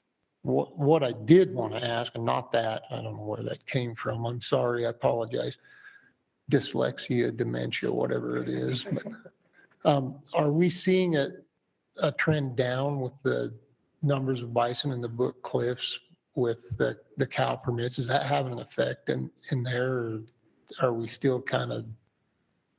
You know, Where if we're the at. region wants to answer with their portion, but I think that, I don't know that we're seeing a trend down with the number of cow permits that we have. I think that the Book Cliffs are interesting in the number of locations that they can go and where they can go on and off the tribal and where they migrate. But I think that as a whole, the bison are trending like everything else on the Book Cliffs, and there's a lot of mouths to feed, and there's not a lot of water and a lot of animals going on. But I think the population is strong, and I think it's going to trend in a good direction. So I don't anticipate, and we can pull up maybe the data a little bit better, but to quickly answer, I don't know that the cow harvest on it are having much of an impact. Okay, thank you. As the tribe kicked in and contributed to the management of those much? We appreciate our relationship that we have with the tribe, and it's always a tricky one because of the boundaries and everything that we have. But I believe that the tribe cares about the bison the same way that we do, and they do kick in and help manage. And I almost think that kick in sounds like a negative connotation, but the partnership that we have with the tribe is strong, and we will continue to make sure that it stays that way. Brad and I met with the tribe last week, and they acknowledged the same thing that Riley just said. They acknowledged there's a lot of mouths to feed, and they specifically mentioned horses and the need to control horses, and they're actively working on that issue with horses specifically.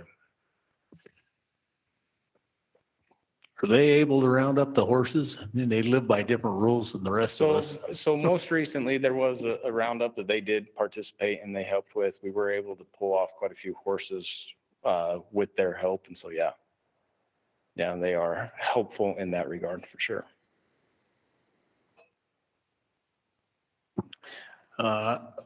Do we have the harvest data for the Jack Creek Rocky Mountain?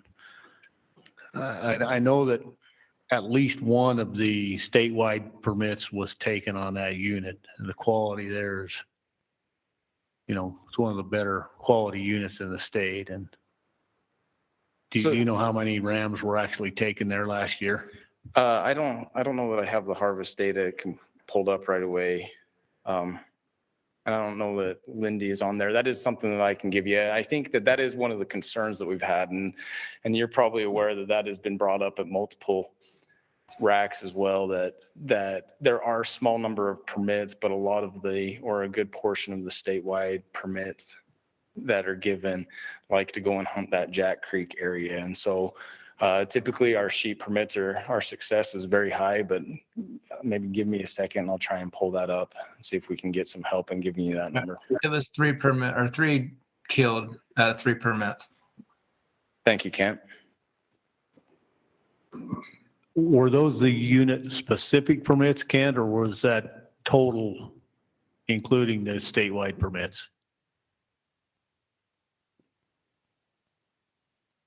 So I'm not sure how many permits we allocated last year through the draw. I'm looking at the harvest data and 3 were taken. So when we know what unit the statewide was taken in, once we figure out where it was killed, we put it in that unit. But I'm not sure where it was.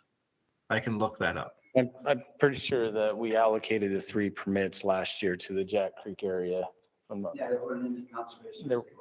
So there weren't any harvest. So you come up and speak. Say that again, Brad. You bet. Just to clarify, this last year, there wasn't a conservation or a statewide harvest on the Jack Creek unit. The previous year there was 2 additional harvests. So, it kind of ebbs and flows, where the statewide guy kills, but there has been some pressure on that unit, but not this fall. Does that make sense? So the three that were harvested were all draw hunters. Okay, I'll have to clarify that because I thought I have a buddy who's an outfitter and I'm pretty sure he told me they killed and I don't know if he had the governor's tag or the sportsman tag, but I thought that they killed that on the Jack Creek unit. I guess our records had it on the Gray Canyon, farther down the 9 mile, south of Range Creek there. So that may I show one was killed on just called Rattlesnake, and the other was Woodside Long Canyon. Correct, which is on the Gray Canyon. Yeah. Yep. So, but I'm not sure where on Rattlesnake. I don't know if you do, Brad. Okay, thanks. Any other questions from the RAC?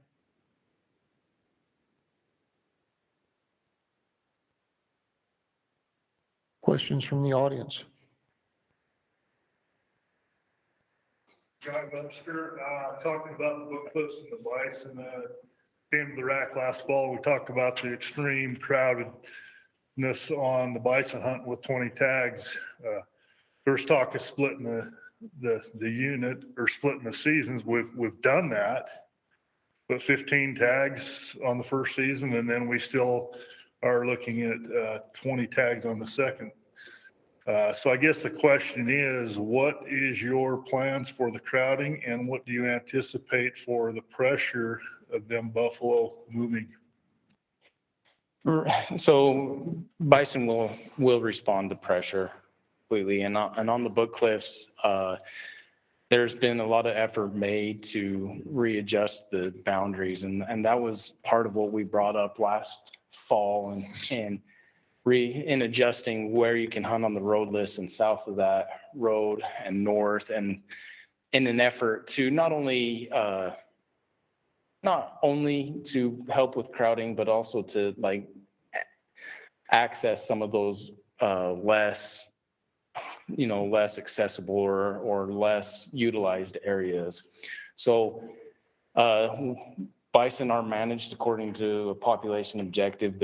The number of permits are given could cause some hunters to need to find different location, but we feel like the boundaries and the hunt and the number of permits that are given will adequately address all of those needs. And so sometimes I don't feel like we give hunters the credit that they deserve. They find a way to spread out and they find a way to access where they're not hunting the same animal. And I think that although on the book cliffs, we do have limited access areas, especially on the road list where maybe they park in the same location, the feedback that we are getting is once they are in and hunting that they spread themselves out and they do a pretty good job at not overcrowding. What is the division going to do about the parking situation?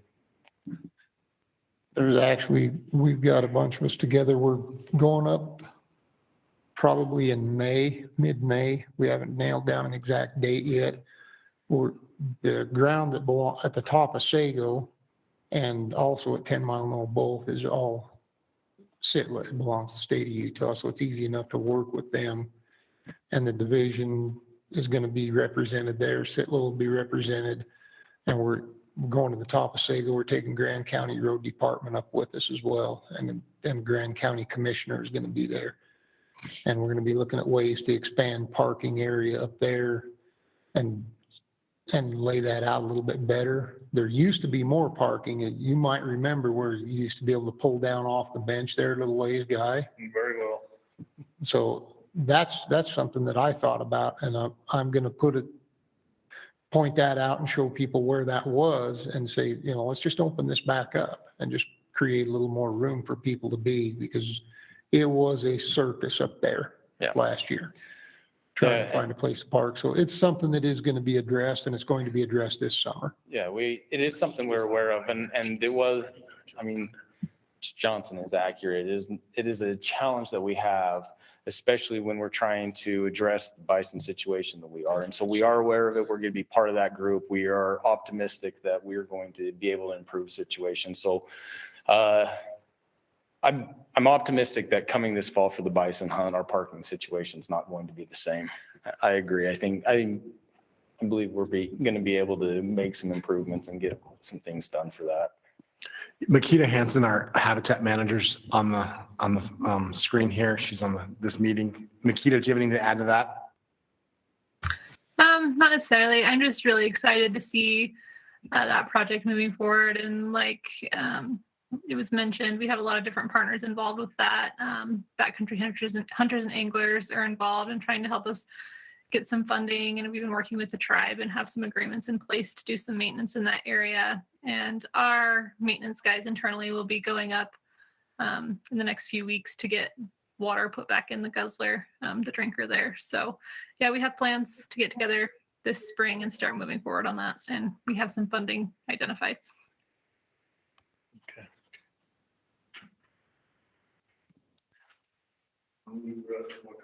Okay, good. Any other questions from the audience? Cody Webster. So with the expansion of adding the south into the roadless, 99% are still going to hunt the roadless. They're still going to park the same spot. Have you considered a tag that would be more forcing the hunt in the south? And what I have in mind would be more of a wintertime hunt. The wintertime is when all of the bison are low in the south. That's when they need to be focused on, I think, like a November 15th to January 15th. Is there any consideration of something to force that harvest? I think that the region may be better equipped to answer that question, is they're part of the ones that will move forward with those recommendations. We constantly evaluate how to better manage the bison population. Those hunts, when they are, the hunt strategies, the boundaries get readdressed every year as we've been coming back to you with new ones. So yeah, I do believe that if there was a good idea and something that would benefit the bison or the hunter or the parking situation over the crowding, we're going to think about it, and we're going to be open to improving on that scenario as best as we can. Sometimes there are constraints, and that's why not every idea gets utilized, but yeah, we're open to that. We'll continue to look at that. We're excited for what that happens. I don't think that we are ready to move forward with another change before we've even seen the success of what may take place because of this boundary change. So we're going to move forward and collect some data and see how the hunt goes, and probably be surprised at where the hunters do move and where they go. And then after that, we can reevaluate as always.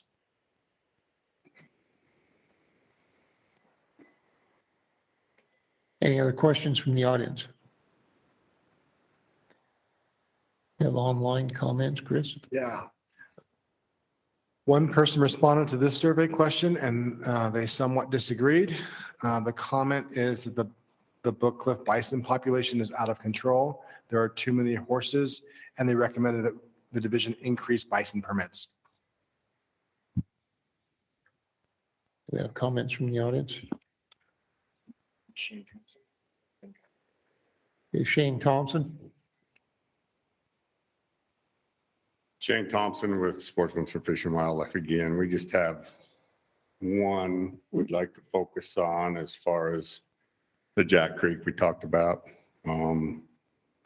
We're recommending only 2 permits to the public because of the pressure that could happen down there on the sportsman permit, the governor's tag. I believe there's a reservation tag, and if they have a banner year, there's up to, it could really set back that unit. So we're accepting the division's recommendations on the rest of it. Just the Jack Creek area, we'd like to see 2 permits there for the sheep. Guy Webster? Yeah, speaking of the book cliffs and the bison, yeah, I am an outfitter, and I can dare say that I have taken more bison out of the roadless unit than any outfitter that's done that. I've hunted it before that unit was separated. I was there last year with the tags going to 20.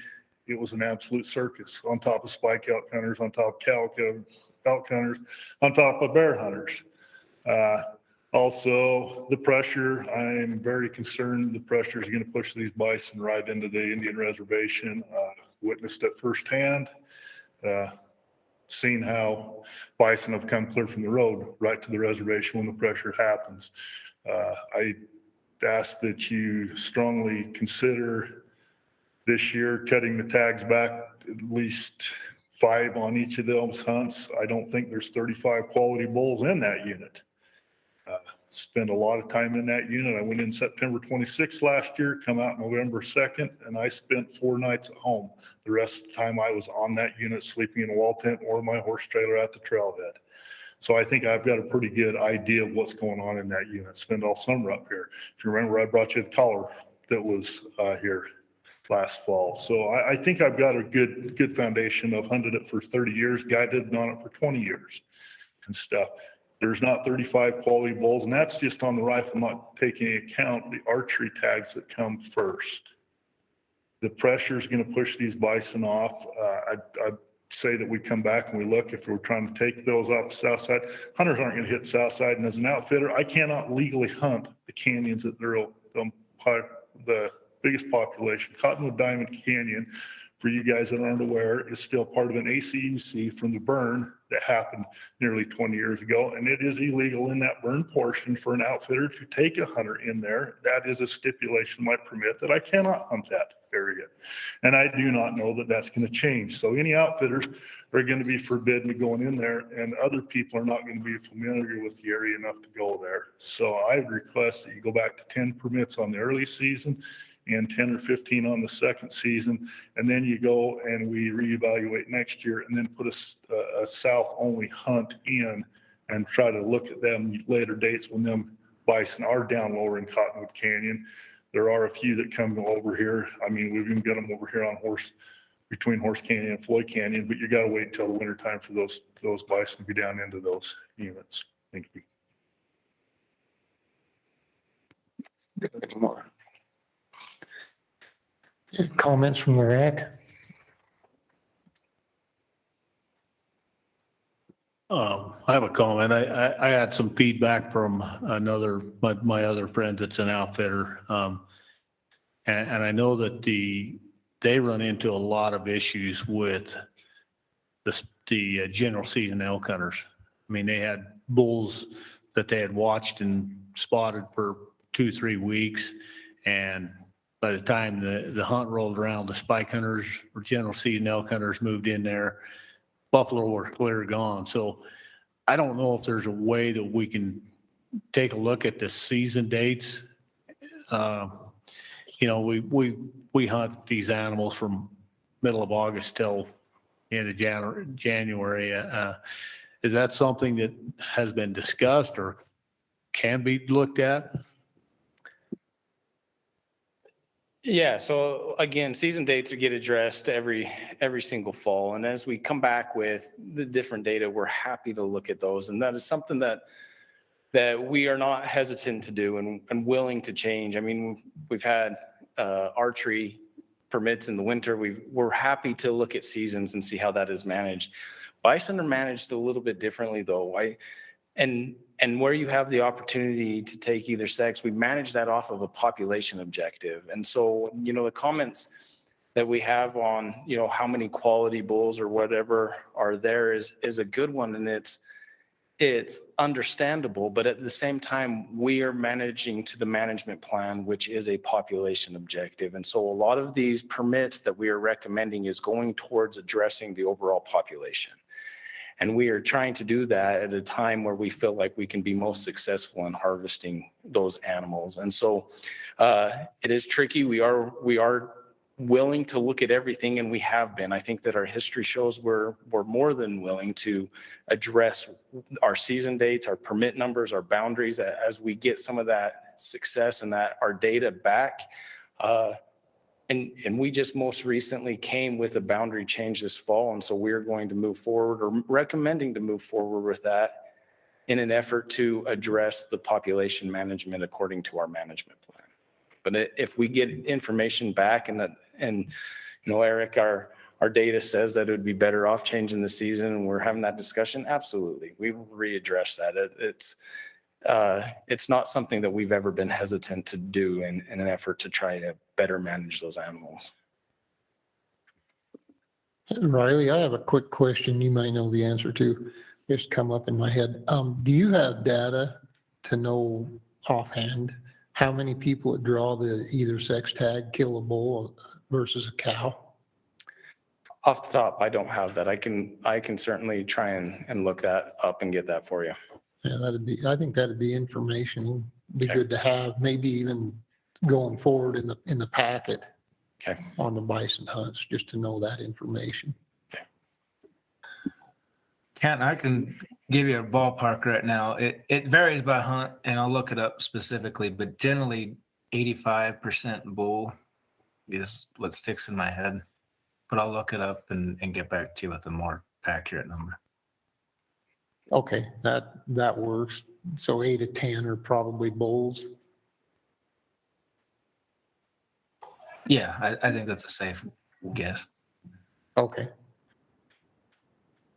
Any other comments from the RAC? I got one more comment.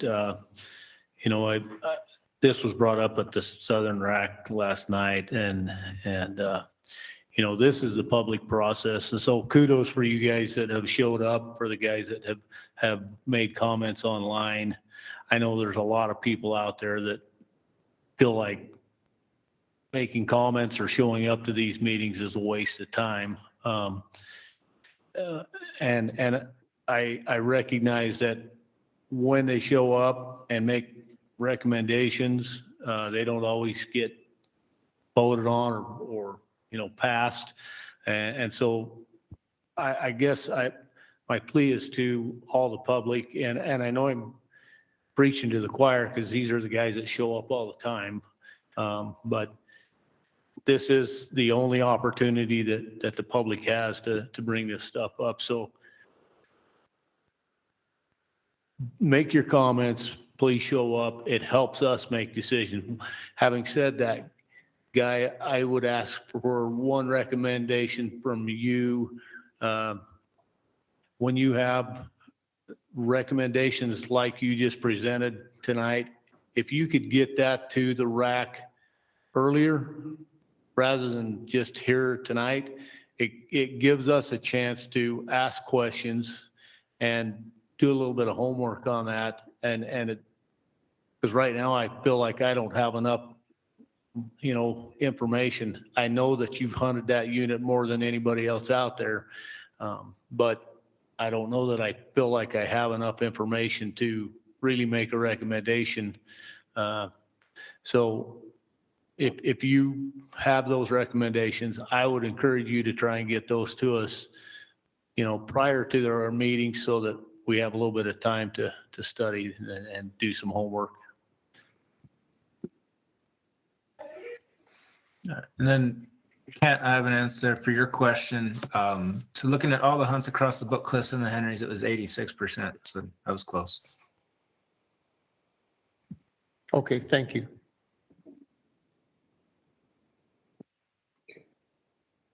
Any other comments from the RAC?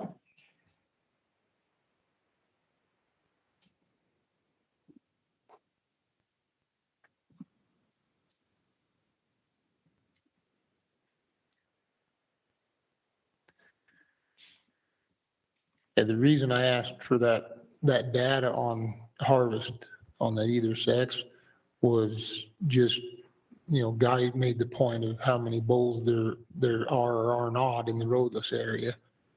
And he probably knows that better than anybody, how many are up there. I just, thought that would be interesting to know how many, people are going up there or any other of the hunts and they want a bull, not a cow. And most of the people I've been with, the hunters I've taken, they want a bull.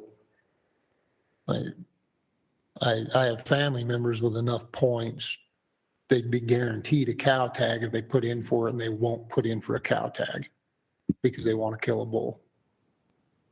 So I think that's something to bear in mind as well. And maybe that's something, the division could do moving forward, is maybe a survey on how the public perceives that and what they want to see in those permits. And what they would prefer to kill, or if they like it the way it is, or if something can be done differently. I don't know. And if there's no other comments from the RAC, to entertain a motion.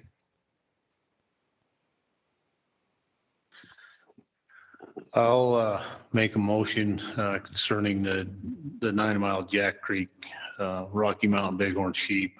I do think that there's a valid concern there with the conservation permits and potential of, we have really good quality there now, and I would hate to see that go down. I always hate to take away opportunity on something that is so sought after, but I think I would like to make a motion that we go with 2 permits rather than 3 permits on that unit.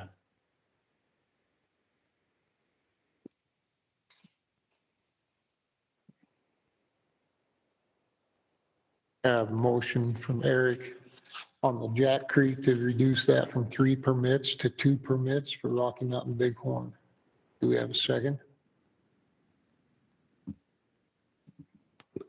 I'll second it. Have Scoot seconded that motion. Do we have any discussion on the motion?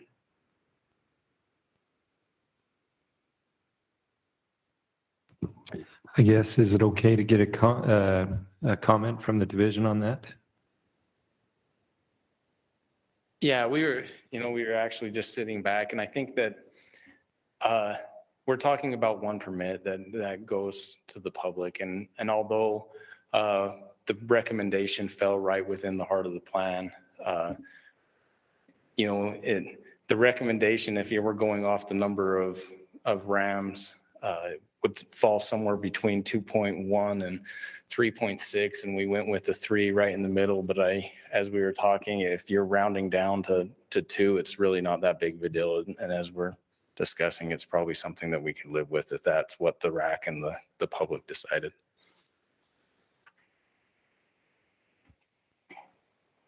Any other discussion on the motion?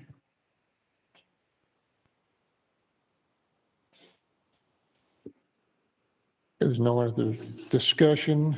All those in favor?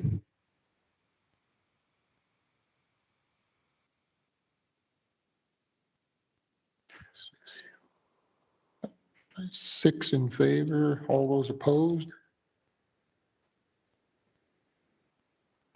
3 opposed. Passes. Any other motions on the once in a lifetime?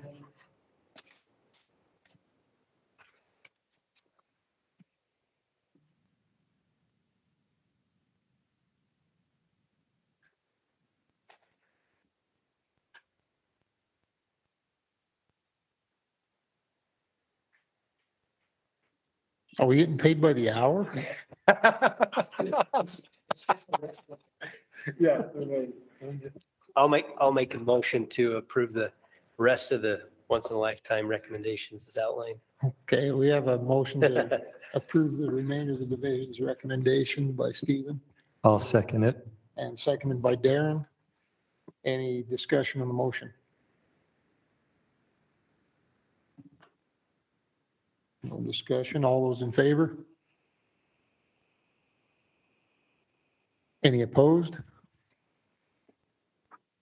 Motion passes unanimously.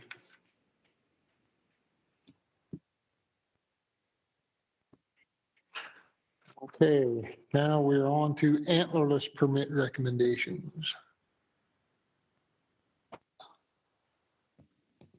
Questions from the RAC?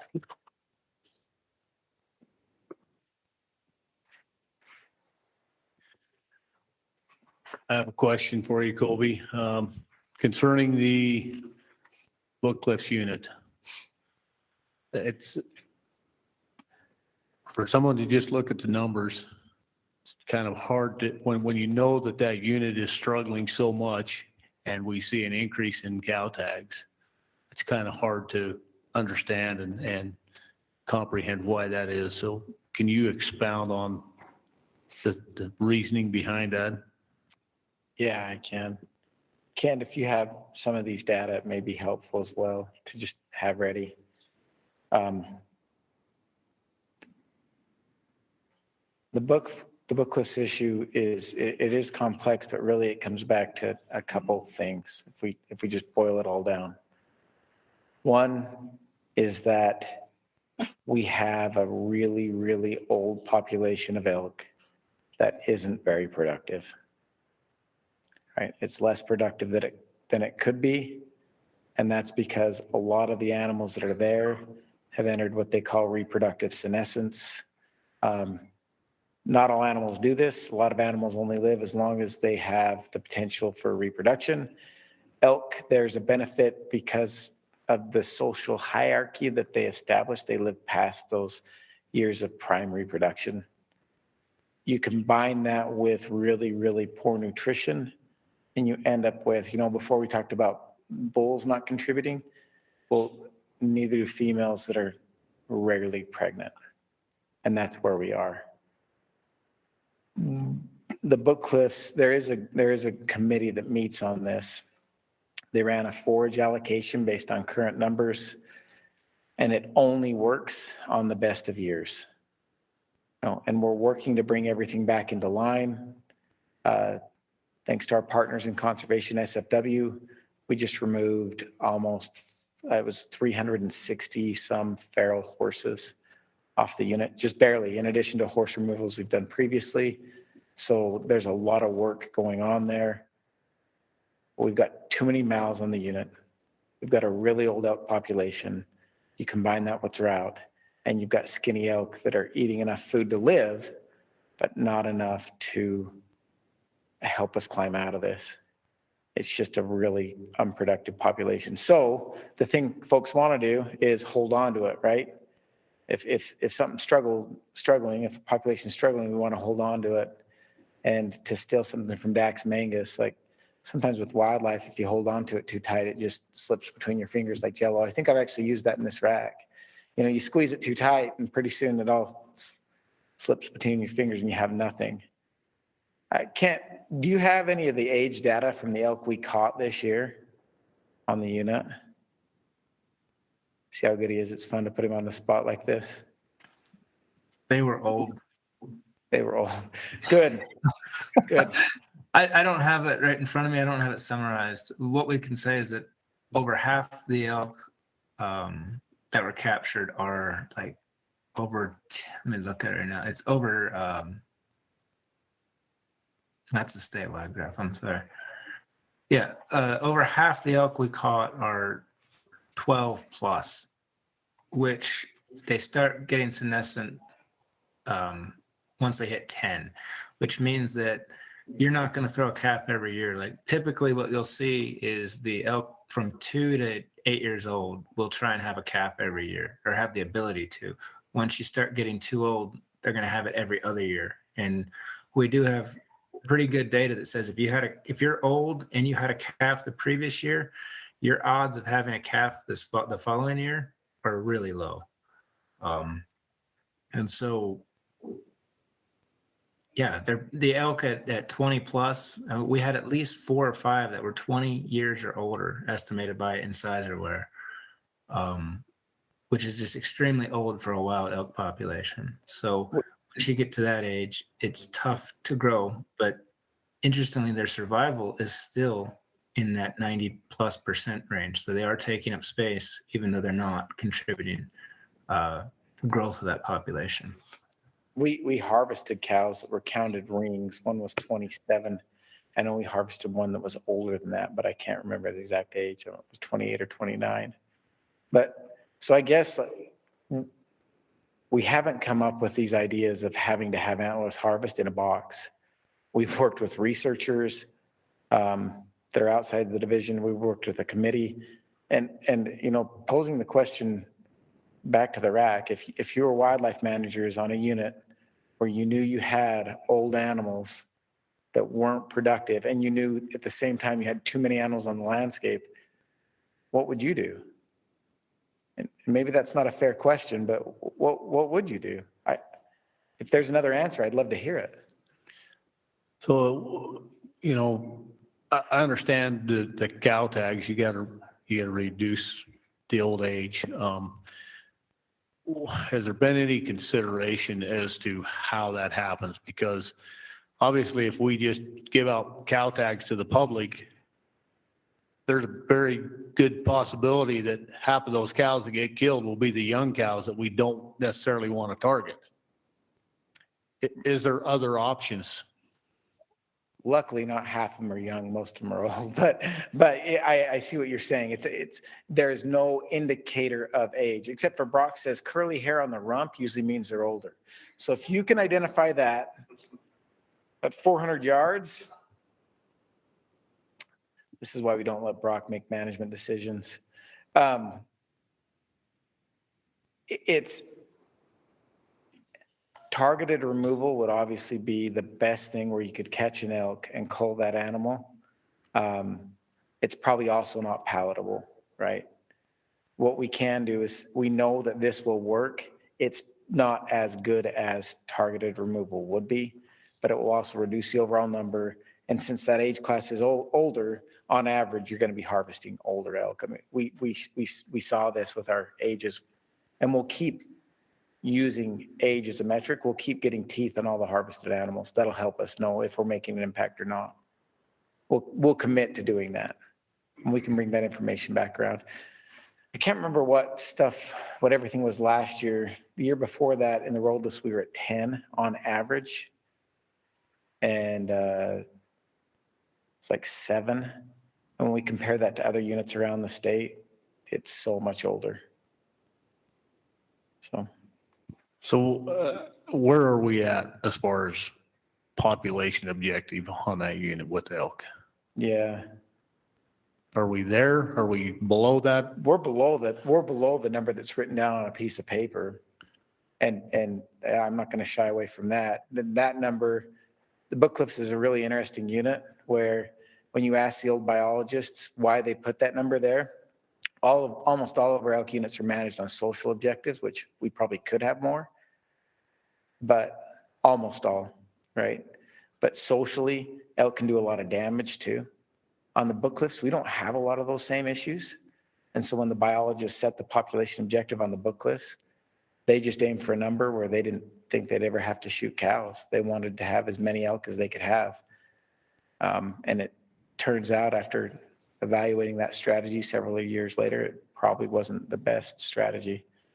But that's hindsight. You're looking back 30 years. It's really easy to be critical when you're looking back 30 years. Looking forward, the elk could be healthier if we had fewer of them on the landscape. In addition to continuing to work to remove wild cows, to remove wild horses, to manage bison, we want the Book Cliffs to be everything to everyone, right? It's the only unit in the state that's limited entry for elk, limited entry for deer, once in a lifetime for bison. It just has all this, you know, everybody wants quality bears and quality cougars and quality deer and quality, and it's really hard to manage all that on a unit that is the highest points less than 9,000 feet. It's dry. It's not got a lot of summer range. And, you know, Guy said it, there's just not a lot of space. And if we could add a couple thousand feet to it, if somebody could take like what's on the west Havaputs in that elevation and just move that to the east Havaputs, we'd all win. So I know I've asked this before,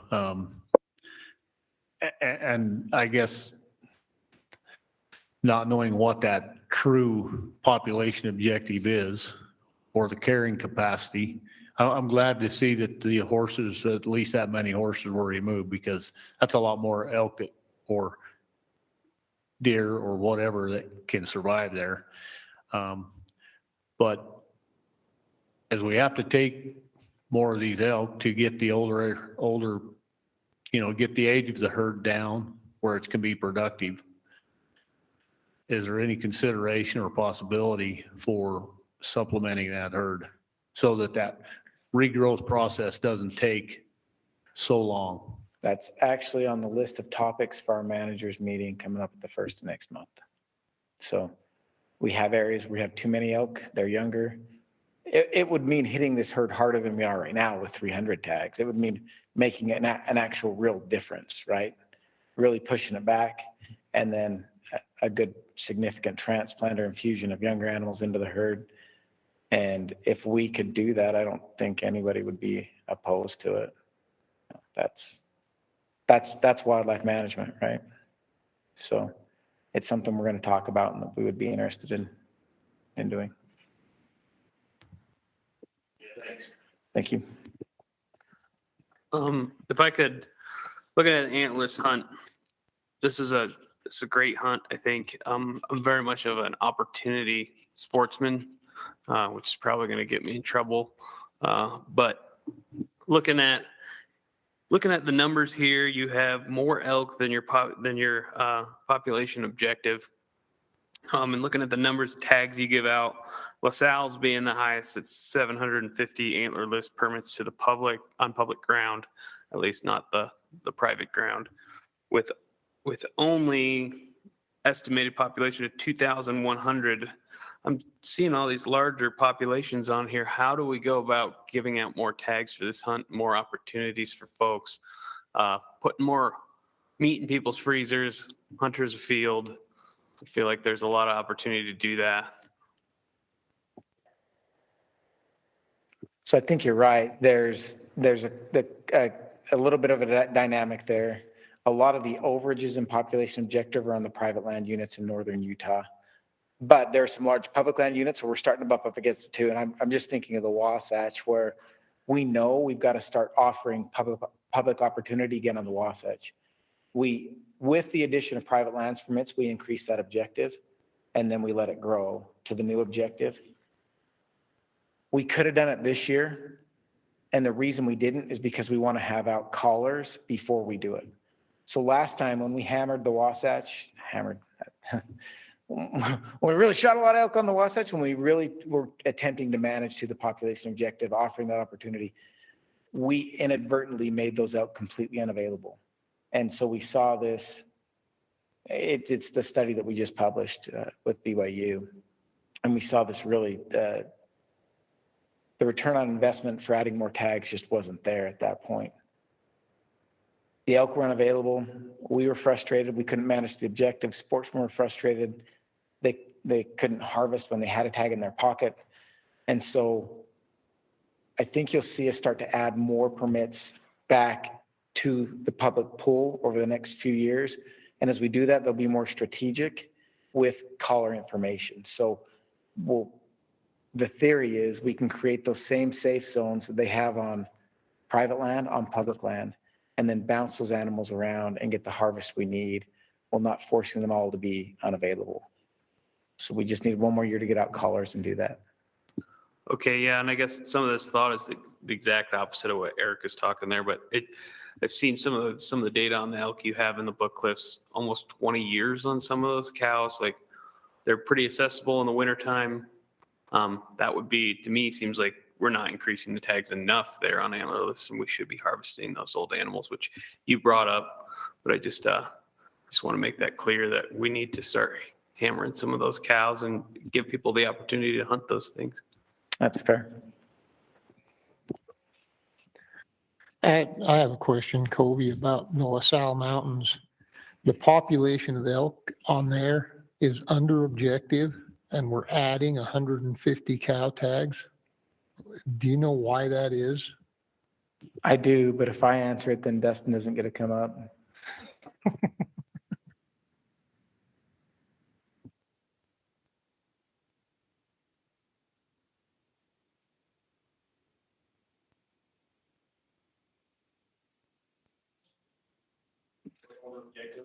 Well, we're under objective on the LaSalle So we're over, Mountains. they add the triangle, sorry. This gets brought up every year, I think. So those numbers are the Dolores Triangle and the LaSalle Mountains combined. So we're actually Okay. at 2,100 for the LaSalle's. Our population objective is 1,800 for the LaSalle Mountains. So that's, It's actually my fault because of how we report population objectives. And it's, again, one of those things that we need to fix so that they align. But Dustin's right. It's over, but it looks like it's under because we add the LaSalle's with the Dolores. And it's just how we reported it. So that brings up another question. Do we coordinate with Colorado at all on that unit? Because, well, we have an interesting thing there, and I hunt this unit a lot. The Dolores Triangle herd is Colorado's elk until wintertime. right. The LaSalle Mountains herd is our elk until wintertime. And we just trade elk back and forth Yeah. with those two And units. we go, guys, at 40%. What of Colorado's population estimate is what we use for the triangle. We just go off of their Okay. estimates, 40%. Figure that's what comes in Utah. Yeah. Has there been any talk at all with Colorado on what they do with the wintering elk that are ours? Are they killing more elk, or, because these elk cross back and forth across the border, I'm concerned with cow tags on both sides of the border, causing a detrimental effect to the herd inadvertently. So that's why I ask if we're coordinating with Colorado on that at all. On the triangle, we're not really concerned. We don't kill, and Guy may be able to answer this better on the triangle than I can. Okay. See what he says.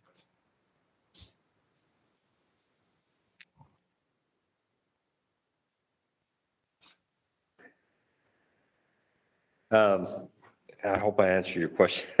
If in the past, we've coordinated with Colorado on the LaSalle's in terms of most of their antlerless harvest is in Paradox Valley. And it's mostly associated with depredation down in Paradox. They don't have a lot of cow permits at all on the east side, on the LaSalle's in the Colorado portion. So it's primarily depredation harvest in Paradox Valley. Okay. Okay, on that one. Was there a question about the triangle as well? No, I just pointed out the elk go opposite directions. They pass each other Yeah. in their migration. They are separate herds, and we have, they're managed limited entry in the Dolores Triangle in the Glade Park area. Mhm. And so these are just elk that come off a lot of private land that come into our portion of Utah in the Triangle in winter there. So it's kind of a different situation than the LaSalle's. Yeah. Okay, thank you. Any other questions from the RAC?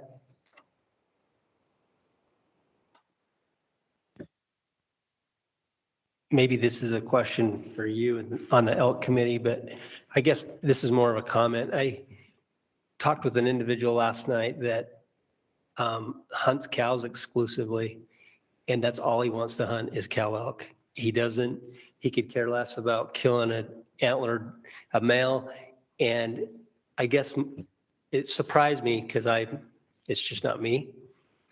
But I totally respected what he had to say about the quality of the experience, and he's all about the meat. And part of me wanted to say he needs more of an opportunity to shoot elk than the guys that just put in just to go out. You know what I mean? It's like sometimes, so I apply in Colorado every year to hunt, and my first choice might be for an antlered bull, and my second choice might be for a cow tag. And I think if he was in that situation, his first choice would be for a cow tag, and his second choice would be for an antlered. And this is probably not a discussion for what we're trying to accomplish tonight, but I do think it would be worth considering whether those were together, so that, you have a lot of people are going to put in for mature bulls, but if the cow tags were at the same time, and I know that's a whole big new thing to consider, but he just made me think about it differently. He would want to hunt a cow elk every year, and he has a lot of family and friends that would do the same thing. Could care less about killing a mature bull, quite honestly, and it's foreign to me, but to him, it's what his quality is all about. That's what he wants, and so. Again, that's probably a topic for a totally different day or whatever. Sure, because I mean, what you're really saying is change draw structure to force choice to allow those who want that opportunity to have that opportunity. And I'd be lying if I said it's something that we hadn't thought about. There are a lot of implications, and I'd be scared to discuss something like that too much without Lindy online. We overlap so much in how we manage wildlife and how we manage the draw, but I try to keep that as separate as I can because it's really complicated. No, I get that. And again, sometimes we'll see some individuals will have 3 tags in a year, and a lot of people will have no tags. And I don't know. I just think it's worth thinking about somewhere down the line. Just so you know, Kent just texted me and he said, Kent's been pushing this for a while. So this is, yeah, Kent says, I love it. Let's do it now. So, yeah, I understand it though. With the demand that we have on the resource, you can't always be everything to everyone. And at some point you've got to choose.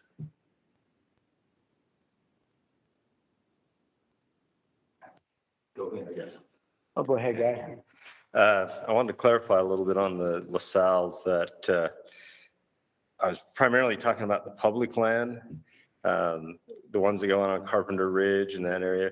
We have another segment of those elk that come down off the north end out of Taylor Flat and the JB Ranch, and those go into Colorado, but they aren't hunted hardly at all.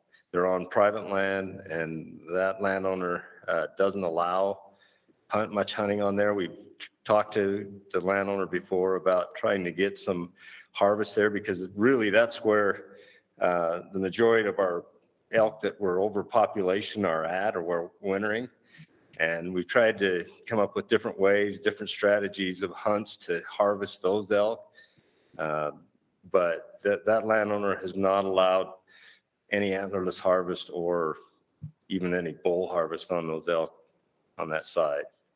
And that's primarily that stuff above Gateway. Yeah. Now I'm familiar with who it is. Any other questions?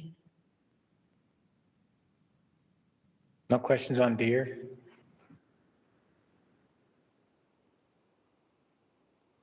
Well, you're not trying to kill any does here, so.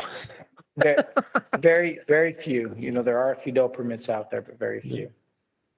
So Can I ask Dustin, are they in Monticello? Are they killing those does? What's the success rate on that? I'm just curious. I always thought I'd see more hunters running around, but it's pretty quiet actually. I got them in my backyard. I keep waiting for someone to ask if they can shoot this doe in my backyard. Yeah, it's kind of been up and down. I don't have my paper with success rates on it, but it seemed like the earlier hunt, because we've got 2 hunts, 5 tags in each.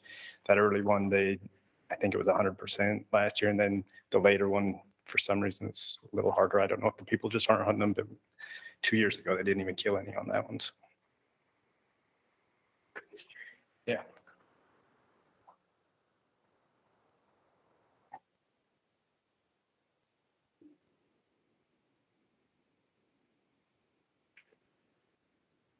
With the South Slope Yellowstone, the number of doe tags there, is that primarily just a depredation problem? No, Because that, I mean, you're that way one's not, that's a low on the deer that's a CWD population. issue. So we found a hot spot in and around Mighton, and we're removing a lot of CWD positive deer for there. There's a buck hunt that voted on tonight too. That's a late season buck hunt there, but we're also removing does just to try to reduce total deer densities in that localized area.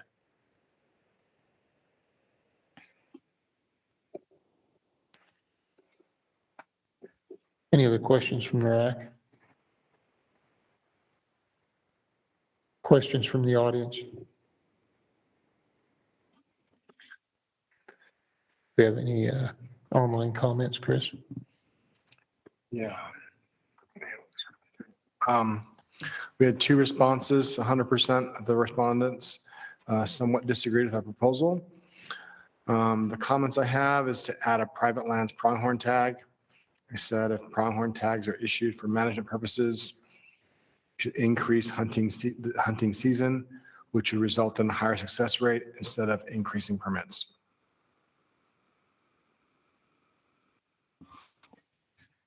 Have any comments from the audience? Shane Thompson? Shane Thompson, again, SFW. There's only one concern there, and we hashed it out with the guys, but down there on the Pine Valley, they have commented they really don't want any harvest on that Pine Valley, you know, with the deer population the way they are. So we're here to maybe recommend it. And we've talked to Colby about that a little bit. And with the private land guys down there, some of them want them, some don't, but we'd strongly support not having any doe tags down there on the Pine Valley. And a comment to your suggestion on hammering all the cows and that. And these guys really do a good job on trying to shake out how people can harvest these cows and opportunity. Sometimes too many people in the field reduces harvest. We got to really shake that out, and each unit's individual to that. I've seen units when we go in to wipe out cows and it disperses them and nobody gets anything. So it's kind of a tough as far as opportunity, and you just don't, just because they're cows, it's pretty good. And your comments on some guys that love to fill their freezer, it's just as exciting as some of these guys to go in there and harvest a cow. I'm kind of like you. I've never even, an antler's an antler, but a couple of my buddies actually fill their freezer every year with meat, and it's pretty good eating. So, I mean, that's kind of an opportunity we look for. And anyway, we do appreciate everything. And these guys try to shake out everything you can on this opportunity, and would be game for the transplant thing. We know that. And so we'll work towards that too. So thank you. Cody Webster?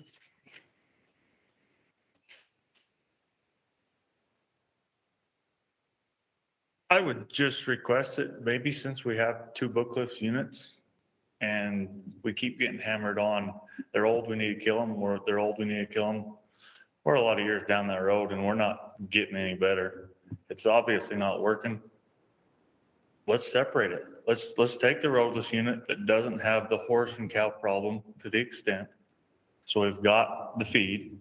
Last fall, the feed in there was great, but we had emergency drought tags. Let's get rid of the cow tags in the roadless. And then we got side-by-side units we can compare. And we'll see, is it working, is it not working? Because we're 15 years down this road of, you know, we got to kill all the elk to save the elk. Well, we have a whole lot less elk now. So maybe it's time to look at something else.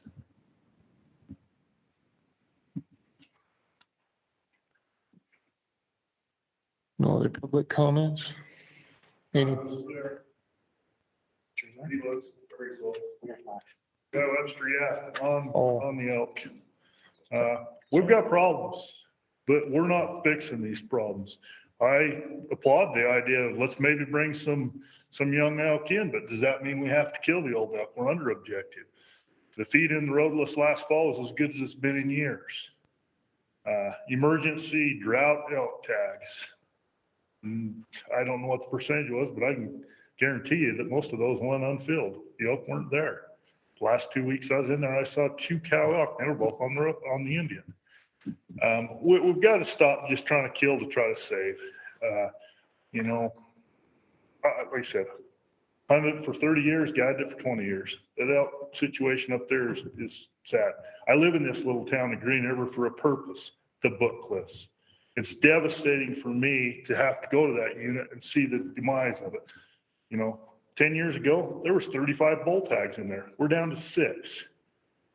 There used to be a good population in there. Maybe the Fish and Game screwed up by putting bison in there. I dare say that probably was a big detriment to the elk. The wild cows have got to be taken care of. The wild horses have got to be taken care of. Made the loop down Shea Canyon and back up West Will last year. 65, 75 head of cows. Some of these are owned by somebody, but a lot of them are wild. We've got to address that. The Indians want to lay claim to them, give them 30-day notice, get their cows gathered up. Otherwise, let's hunt those cows, let's kill those cows. I'm not talking elk cows, I'm talking moo cows. The horses are out of control. We need to do these things, but just killing the old elk to kill the old elk. Any hunter here, like you said, he's hunting for the meat. You see 2 elk stand on the hillside, you see one that's skin and bones, you see one that looks like a nice 2-3-year-old cow. Which are you going to shoot?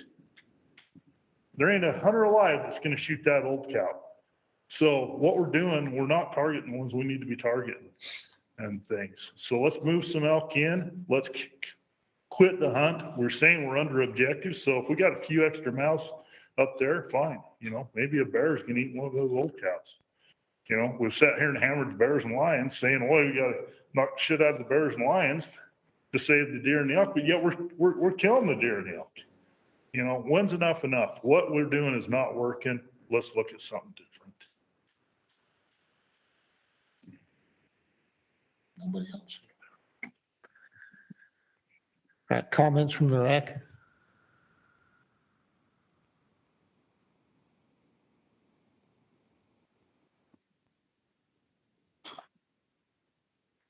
Well, if there's no comments, entertain motions.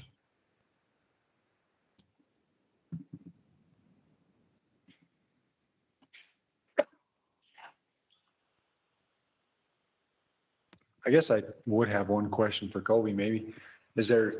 I know that the strategy, I guess, that we're saying is that we're trying to kill more to reduce that old age, you know? Are we just barely dabbling in that and it's not quite enough to make a difference, or is it? Yeah, we've only had a number high enough really to start to make any kind of a difference, maybe the last couple years. We just haven't hunted cows in the book cliffs. We only started the study 3 years ago that was looking at this. So we're just right at the beginning of all of this information and then making management decisions. So would the goal then be to try to get those down and then transplant? I guess there's been some talk of transplant. I mean, if there's going to be a transplant, it would be irresponsible of a wildlife agency when we have a study that we've just paid for that says that these populations of deer and elk are nutritionally limited, and we've got body condition indices with body fat that says they're nutritionally limited, to pour a bunch of animals on top of them. So if that's an option, first we have to remove animals, regardless of what the population objective says. You can write down any number you want to, and if 7,400 elk or 7,000 elk is not the right number, that number needs to be addressed. But to say that, well, we're under objective, even though all the data says we're nutritionally limited and we're old, doesn't matter what that magic number on the wall says, right? It's just a number at this point. It needs to be reduced, probably, in addition to removing wild cows, wild horses, and all the other work. And I'll point out, we're working through that, working through a lot of that. And if constituents have concerns about wild cows, well, then, help us. That's a county issue. Contact the county, help us work through that. Maybe we ought to see if Steve's buddy likes eating horse. So it's complicated though. I'm not saying that any of these answers are easy. I actually, Cody and Guy are always consistent at these meetings. And we may not always see things eye to eye. But one thing I know for sure is A, they spend a lot of time there, and B, they really care about the resource. We're both trying to do what we think is best. I don't think they're wrong for feeling the way that they feel. And I don't think we're wrong for trying to look at the data objectively and make good decisions. So. Can horses get CWD? Can't seem to get rid of them any other way. Gobi, I do have some concern, with just issuing the tags to the public, because I believe Guy's spot on. When you see those two elk side by side, 90% of the hunters are going to take the healthier looking cow. What options are there, and what's the feasibility of some of those other options? Because, we know there's a cost to doing that selectively. What does that look like? Honestly, Eric, I'm unprepared to answer that tonight, because there's a lot to that. It's not even the financial cost. It's more of, we've never managed wildlife that way in our state. And I don't feel, that's going way out on a limb to say that we could do something like that, like a roundup and cull. I'm not saying that we wouldn't be willing to discuss it, but that's going way out on a limb of, if that's what you're asking about, because I assume that's what you're asking about. Yeah, that's a tough one. Socially, that'd be a really tough one for a lot of folks that want the opportunity. You can't always tell an old cow by the way they look either. If Brock's right with the curly rump patch or not, but there's a lot of these, there's a lot of plasticity in elk. So when we net gun these animals from the ship, you'll think that you have a yearling, and you'll look at it and it'll be 20 years old. And then you'll net gun another one that looks maybe old and it ends up being young. So viewing them on the hillside, knowing how old they are, is almost impossible too. There's a lot of variation in size, a lot of variation in a lot of things in elk, way more than deer. A lot of elk that look like yearling elk that are old. I would say, Eric, that saying 90% of the hunters are going to select the younger cow is just kind of it's a statistic that's just been thrown, that's not accurate. I think a lot of hunters are going, especially cow hunters, are going to look for a safe, viable shot on an animal, and they're going to go to find those animals.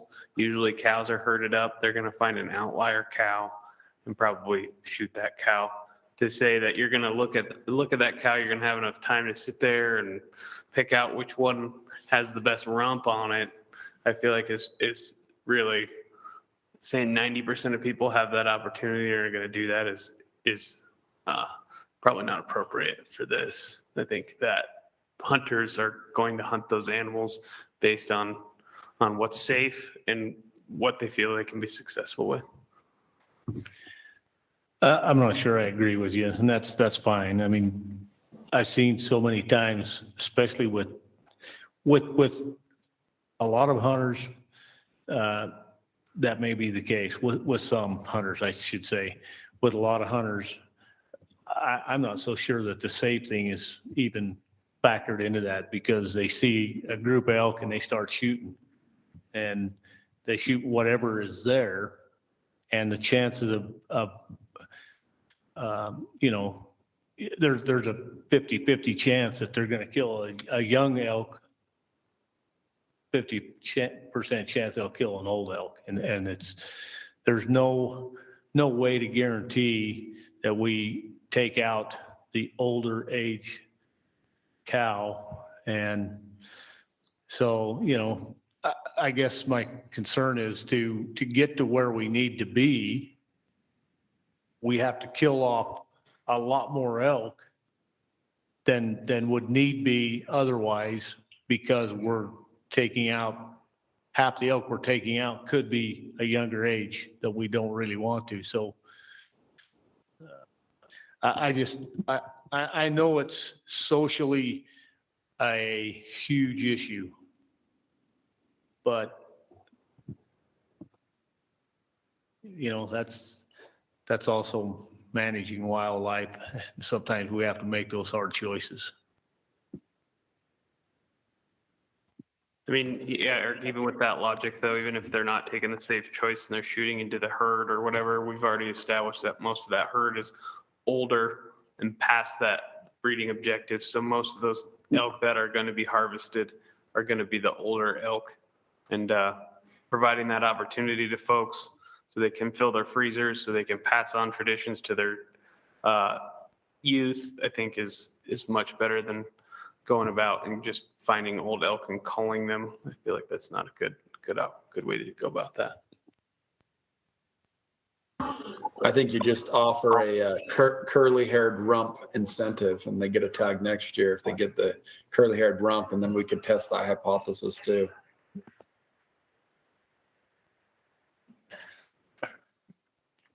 Add that as part of the slam, huh?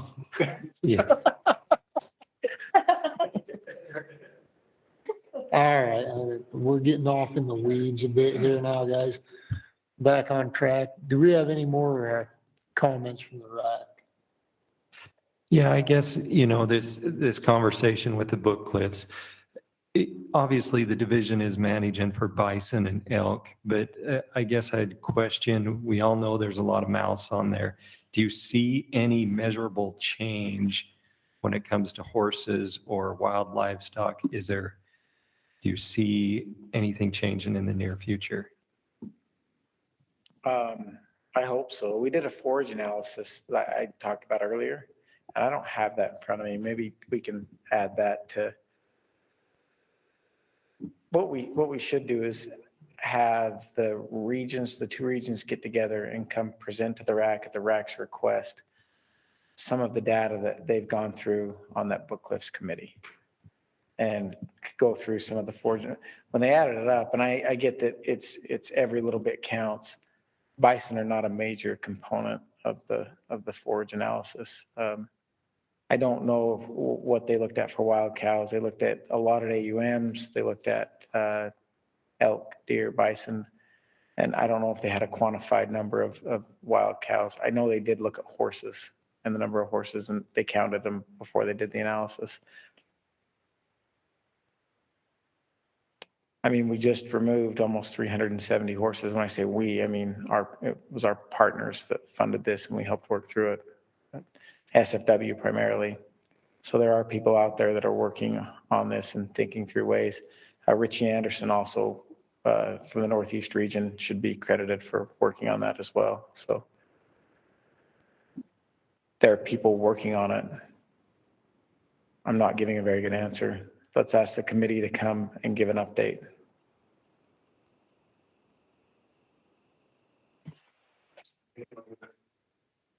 Thanks. I make a motion. Just one comment. I am so thrilled to see the data that we have that's coming from these collared animals and the studies. That's information that's so vital, because without that, it would be easy for me to side with, why are we killing cows? Or why are we not supplementing the herd? But when, Kobe said something that jumped out to me, that's not responsible to put animals on top of other animals when the data shows that they're nutritionally struggling, and so once again, that's coming from these collared animals, from the studies that are happening because of conservation dollars, and that helps us as RACs and board to make much better educated decisions. So I agree. And we could never have these. We do way more of this than any Western state, right? And we don't do more because we're better necessarily. We probably are a little better, but no, we do more of it because we have a unique funding mechanism in the conservation permit program. And that comes from our conservation partners and from the sacrifice of every sportsman in the state. Because those permits come at the sacrifice of your average sportsman. And so a big thanks to both of those. And that's what allows Utah to have the data that we have to build the things that we have. And again, we've done these informationals for the RAC, but the same thing can be done for the board, but the same thing can be done by region for the RACs if they want their region to provide them some of the informationals that we've provided to the board, only more at a unit scale.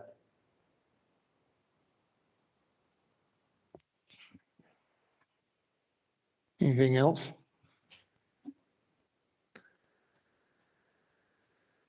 I think we're to the point where we could have a motion or motions, whatever you guys want.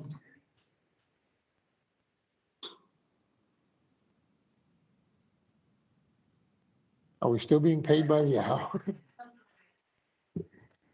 I'll make a motion to approve the division's recommendations as they are. Have a motion to approve the division's recommendations as presented by Dana, I'll second that motion. seconded by Sunshine. Any discussion on the motion?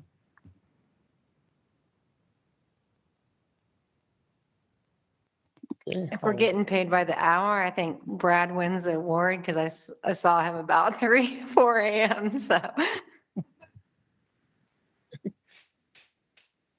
all in favor? Any opposed? Motion passes unanimously. And now we're on to the CWMU antlerless recommendations. Have any questions from the RAC on this?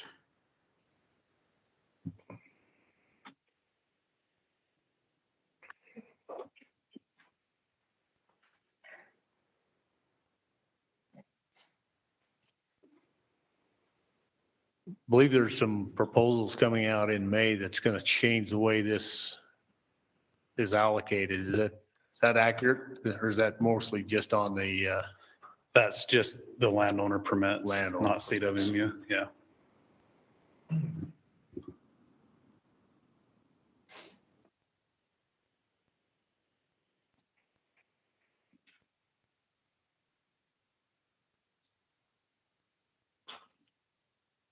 No questions from the RAC?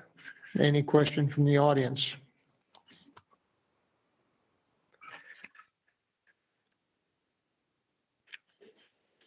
No questions from the audience. We don't have any questions. No comments? No online comments? Okay. Comments from the RAC?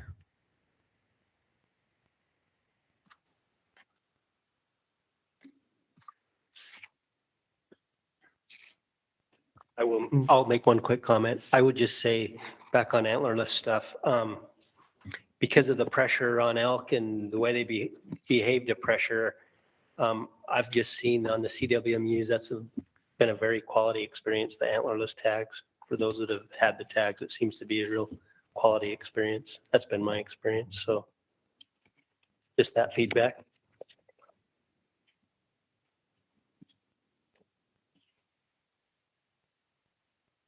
Any other comments?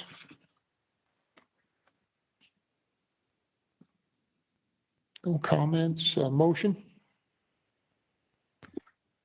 I'll make a motion to approve the DWR's recommendations. A motion from Charles to approve the DWR's recommendations as presented. Do we have a second? I'll second it. Seconded by Eric. Any discussion on the motion? All right, all those in favor? Any opposed? Passes unanimously. And with that, entertain a motion to adjourn. Make a motion to get out of here. I'll second that. And if there's anybody opposed, you're welcome to stay.